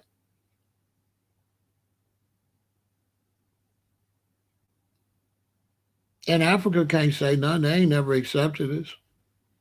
So Africa can shut the hell up because you ain't did nothing. You ain't on nothing. Africa's not great. If Africa was great, they would have been had boats and planes and stuff and bought us home and had a whole place for us already. So Africa weak. Nobody want to hear from no Africans. I speak for a foundational Black America. Africa's is weak. It ain't a country over there got no backbone. And they stupid. Because, boy, they could have brought Black Americans. They could have came up. They left a whole workforce so big. The country that would have brought Black Americans back years ago, they would be the number one country in Africa right now. Facts. All these inventions we made that whites got, Africans could have got them. And they didn't even have to look at us as Africans. They could have just looked at us like y'all some oppressed people. We see y'all living under a racist system. We willing to let y'all come and live here. They didn't even have to consider us Africans. They could have just considered us melanated brothers and sisters. They could have set us up. They didn't do that. They ain't do that in Ethiopia. They ain't do it nowhere. Ethiopia sure could have did it. They ain't do it. Nigeria could have did it, but kind of not because they ain't even take care of their own business.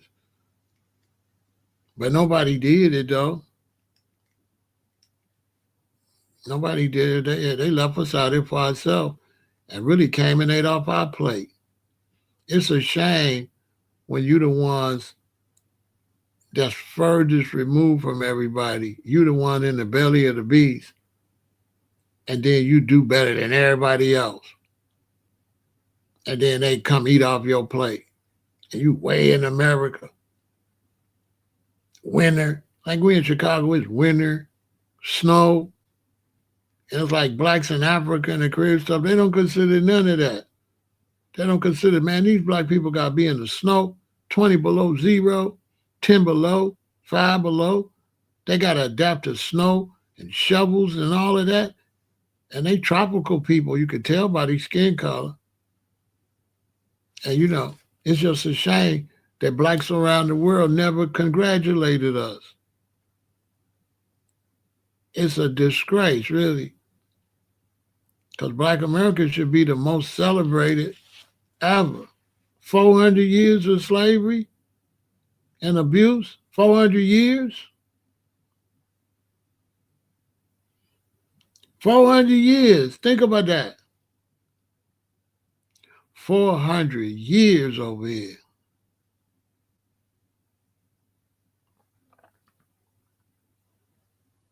and turned out to be the most popular blacks in the world.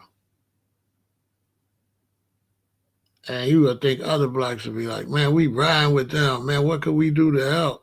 Man, can we send you some chocolate? Can we send you something? Look at Ghana asked us to come over there. But what they sent over here? Ghana sent anything? Ghana sent us anything? Nigeria sent us anything? Ethiopia? Name an African country that sent foundational black Americans a quarter. Gaddafi wanted to give us some money, but he was a goofy because he could have did it instead of talking. He was a damn liar. Because if he wanted us to get some money, all he had to do was have black Americans come over there and give you the money when you get over there. Am I lying? So you telling me Gaddafi, I couldn't have bought a plane ticket and went there and he could have gave me some money? I could have came back? Seriously. We couldn't have flew there and get our money and fly back?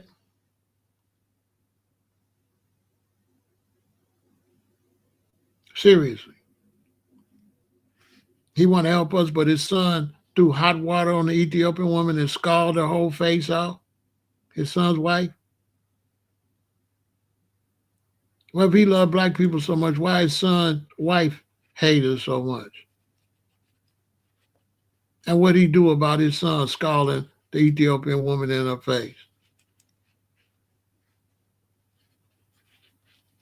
Gaddafi wasn't your friend.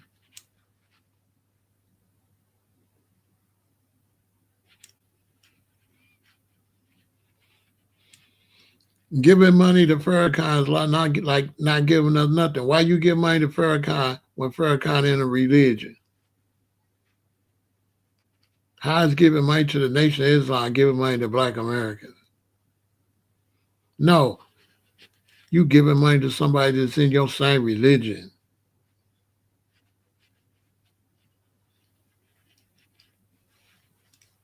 I don't need Farrakhan to give me my money. You give my money yourself. But you giving Farrakhan money to bring it to give it to me? That makes sense?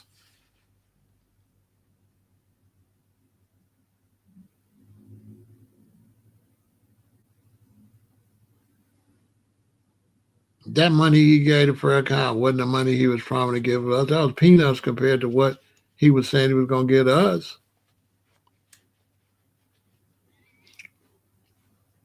If he wanted to give black Americans money, he could have said, contact this number. We'll buy your plane ticket. You fly here, go back with your money. He could have had black Americans come one by one and get their money personally. All that, you know what I'm saying? All that was phony. He was grandstanding. He ain't even doing nothing for blacks in Africa. What made you think he want to do something? All he was doing was sleeping with their women. He was the enemy of His Majesty. He hated His Majesty. And then he went and tried to take over the OAU so he could be the leader of the OAU. He wasn't Castro, Gaddafi, all of these fake friends of black people was nothing but your enemy. Gaddafi ain't no African and don't belong in North Africa. But it's crazy how black people honored an obvious descendant of invaders. There's nothing African about Gaddafi. Castro went to Ethiopia and bought in Mengistu, and Mengistu unalived 2 million Ethiopians with the help of the Russians. That's how much friends Castro is of yours.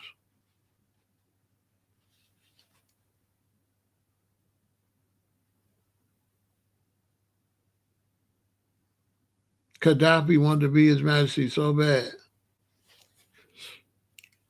He wanted to be the leader of black folks in Africa. Just let that sink in. Somebody that's not African, that's an invader, like the Turks and all of them, you can look at them. He really, and so he wants to be the savior of the black ones? What an insult.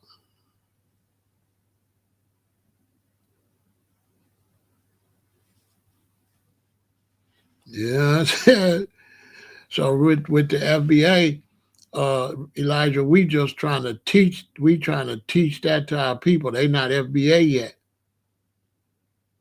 So we got the hard job of getting foundational Black Americans to acknowledge themselves as foundational Black Americans. So as an ethnic specific group tied to the United States, we can begin to get things done, including reparations. But a lot of people don't understand that we at the beginning of the work. And a lot of people don't understand. I'm going to say this before I go to the purpose of saying we foundational Black Americans is this. A Black American was based on your skin color, right? And your nationality. American is your nationality. Black was what they used to call our race. So over time, if a person come from Nigeria, have a son here, that son have a son, technically, that son would be a Black American because they would be a Black American citizen. The reason we distinguish ourselves as foundational Black Americans is first, we're trying to establish our history for reparations. It's just crazy people are hating on this, totally uneducated people. We cannot get reparations unless we can trace our lineage back to the 1800 census. That's the first thing. So identifying ourselves as foundational Black Americans is for the sake of reparations and for the sake of a specific identity that we're not like Blacks that come here later. And so now you got historical white Americans that's doing the same thing.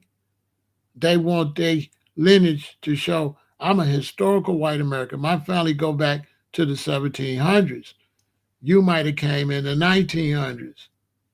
They don't want to be listed the same as the whites that came later. They want that history as the founders of the country. A foundational Black American is us getting our respect as the founders of the country. Not to mention, we eventually want to get our respect for inventing the telephone and all the inventions they stole from us.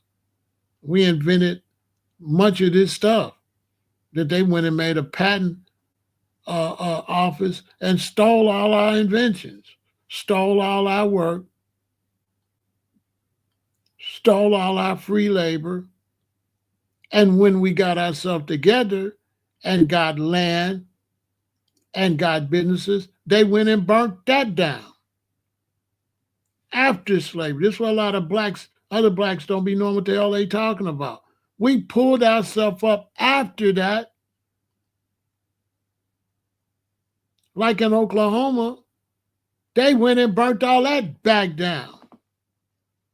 They went and started making building expressways and bulldozing up our communities and splitting our communities off. They took all our property we had. They mistreated us all the way up to 1970. Not just slavery the whole time.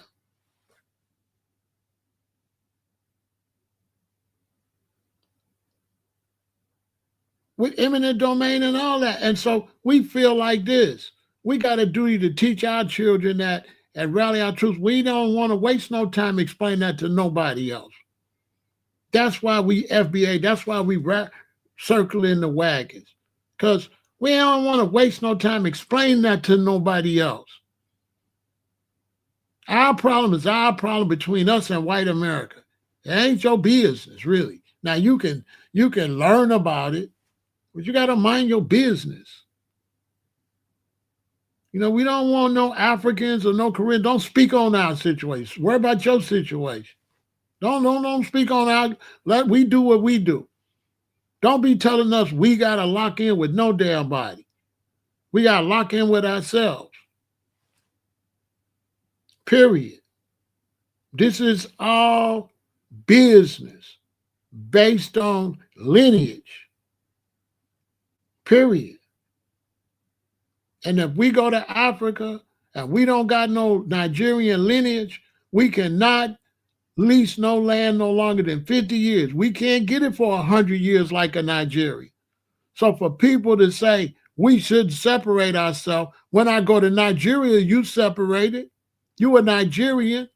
You get the land for 100 years. I can only get it for 50 years. Why we not all brothers like them? Why can't I get it the same amount of time as you? Why can't I get the same thing as Ethiopia if I go to as Ethiopian?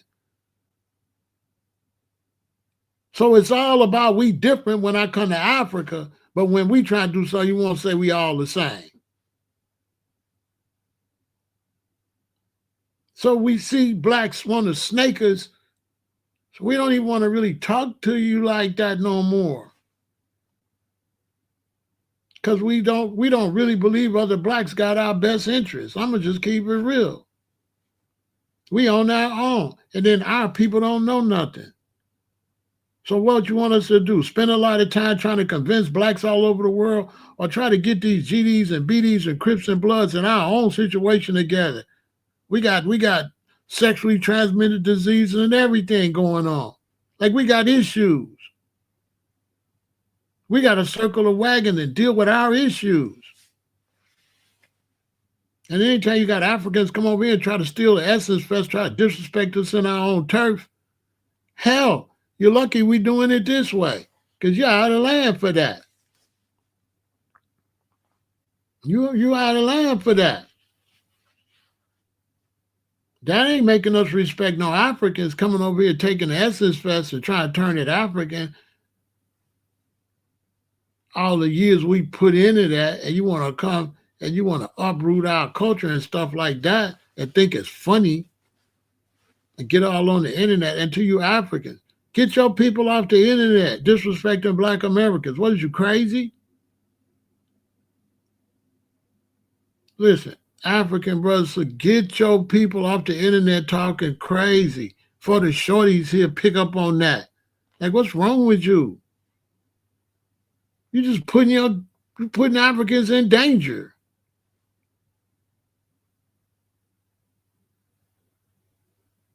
Think about it.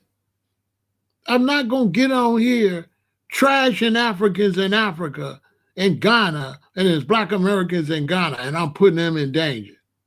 What's wrong with you African brothers and sisters? All on the internet making all them videos pissing off Black Americans until the young kids see that. We trying to get these young kids to be decent, and you making them really more gangbangers. You trying to turn them into like international banging. Like, stop doing that. All you're gonna do is make these Black American kids hate your kids over here. Duh. Man, Black people be doing some stupid stuff. Africans, you in Africa, endangering Africans over here, trolling Black Americans on social media. Stop.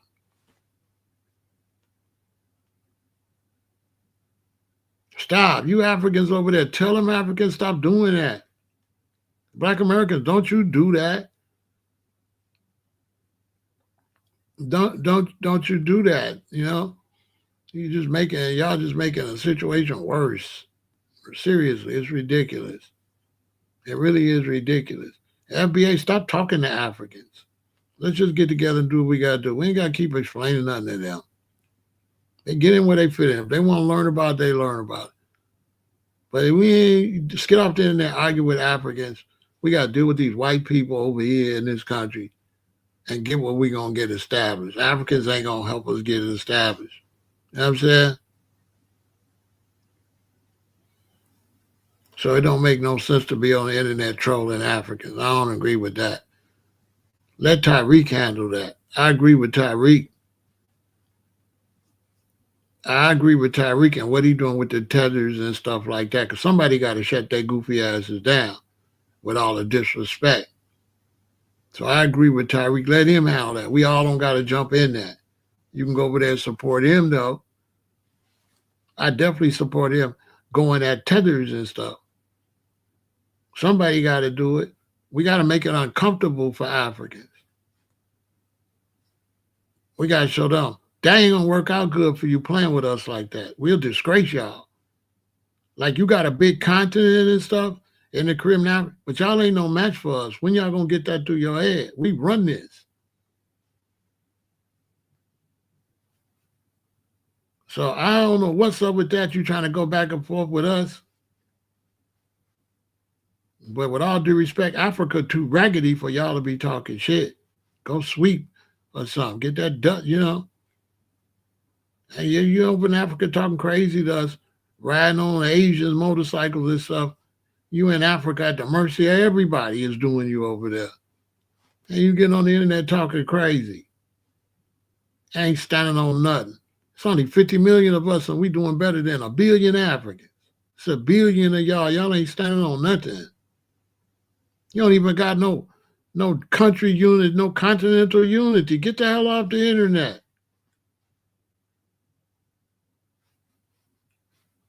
Now, wake from your Africa, wake from your slumber. You ain't really doing well.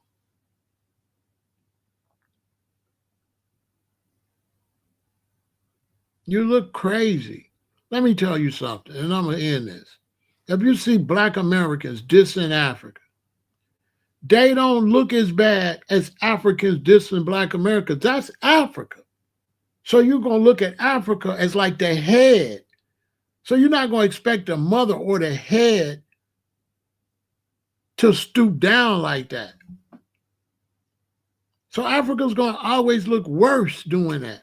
If you got black Americans disrespecting Africans, and you got brothers and sisters in Africa disrespecting black Americans, the ones in Africa gonna look the worst. You're gonna look like total trash. You in the motherland. Duh. There's gonna be more better expectations from you than from us.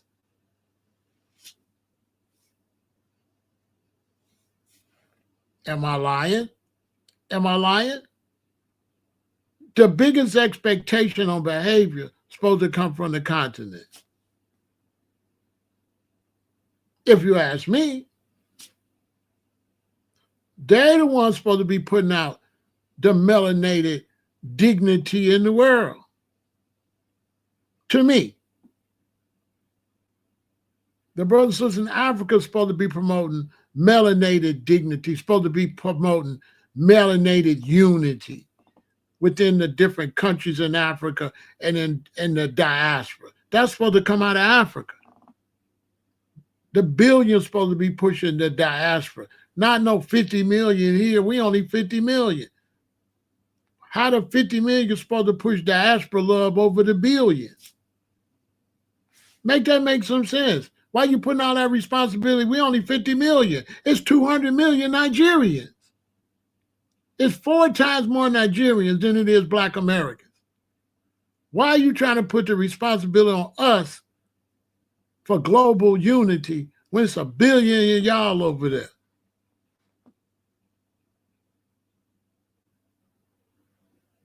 And if anybody's supposed to say F everybody, it's us. We the ones that was in the transatlantic slave trade. We the ones furthest removed. We the ones supposed to be wilding out. We the ones supposed to be like this to everybody. We're us. We supposed to be big mad after all we've been through over here. So I would advise Africans and now Jamaicans and them, no, they supposed to know. I don't know what's wrong with them. But the way slavery was dealt with in Jamaica, they supposed to know better. But the Africans, I don't know why you don't study what slavery and what it's been like in America since the 1700s and 1500s. Y'all need to really look what it's been like over here. Y'all need to study the slave farms and the slave breeding and all that. Y'all need to study that. That should be a requirement for every African before they come over here. They need to study the in-depth detail about slavery. So when they come over here, they have some type of compassion, some type of realistic idea about what this was really all about. Because they seem to be insensitive in everything. To me.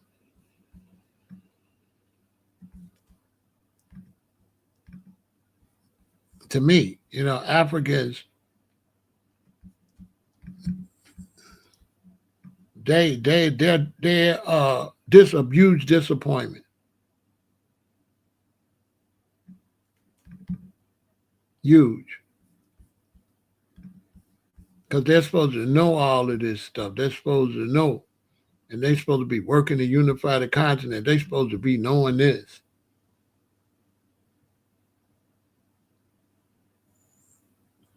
If you're in Africa, you don't know this. That's why we don't want to talk to you.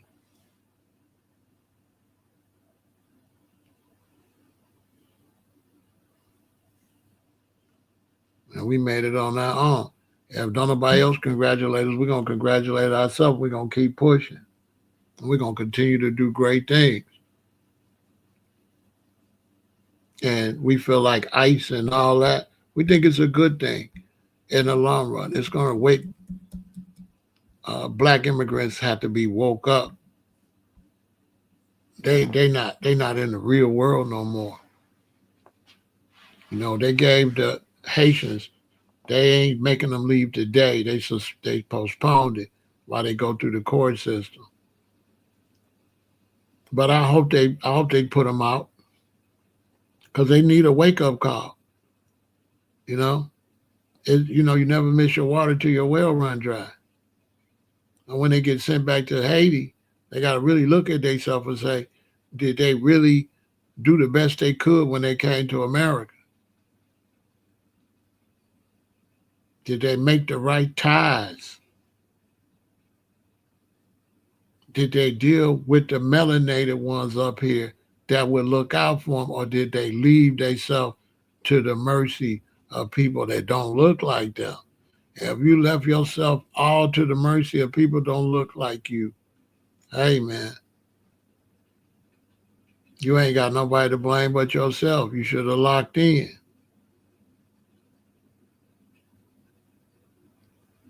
And going forward, all you black people, when you come to the United States, lock in. Find the blacks that's on something. Find the blacks that got culture. Find the black cultural events and go to them and lock in. You ain't got to lock in with the gang members and stuff, but you need to lock in with the business black people, the cultural black. You need to lock in. And when you see black people come out, this would be my advice to black immigrants in America. Like if a police shoot one of our children or something like that, or like a George Floyd, and we come out, make sure you come out with your flag from your country and protest with us. Real talk. So when we out protesting what they did to us, make sure you come out. Jamaica and support. Now Trinidad, that's how you build diplomacy. Come out and show foundational Black Americans, we support them, and show white America you support them. Then they know that we support you back. That's how you build a military. That's how you build an army. Don't have us go out there and we'll never see you. Because we'll never see you at nothing. We see whites, but we don't be seeing none of these black people when something happened to us over here. And these police be doing our children and doing us real bad. Look how many black people been found strung up recently. Truck drivers. How many, man, FBA know what I'm talking about. Don't nobody else know. They finding us all across this country, unalived. Suspicious. Say that you unalived yourself. You hung yourself. and you know, and other blacks, they don't say nothing. We just be left on our own to deal with it. The other blacks, they just up here eating. They don't speak up for nothing like that. They act like they don't see all these atrocities be happening to FBA. They see when we say we FBA, but they don't see everything be happening to us. They blind in. All the stuff we have to deal with daily. You know what I'm saying? Yeah, you'll get deported, but we got to stay here with Trump and them. Let that sink in. You can run. You can go back where you from.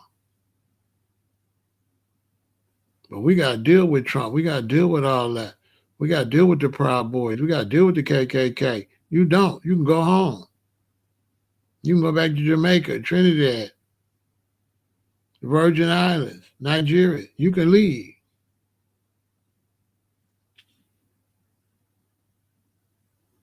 I got 6 children here and a bunch of grandchildren. You're not like us. My family's here. My sister's here. My nephews and nieces. My whole family is here. I don't got no family in the Caribbean or in Africa. All my family is here. You just let that sink in. And the foundational Black Americans, you know, let's push this reparations. If the Democrats ain't talking reparations, they got to go. It's just that simple. I know this was long-winded, but hey, it was all supposed to had to be said. You know what I'm saying? And so y'all that's pushing reparations, you know, stay on that. Don't take your foot off the pedal. You know what I'm saying? Victory.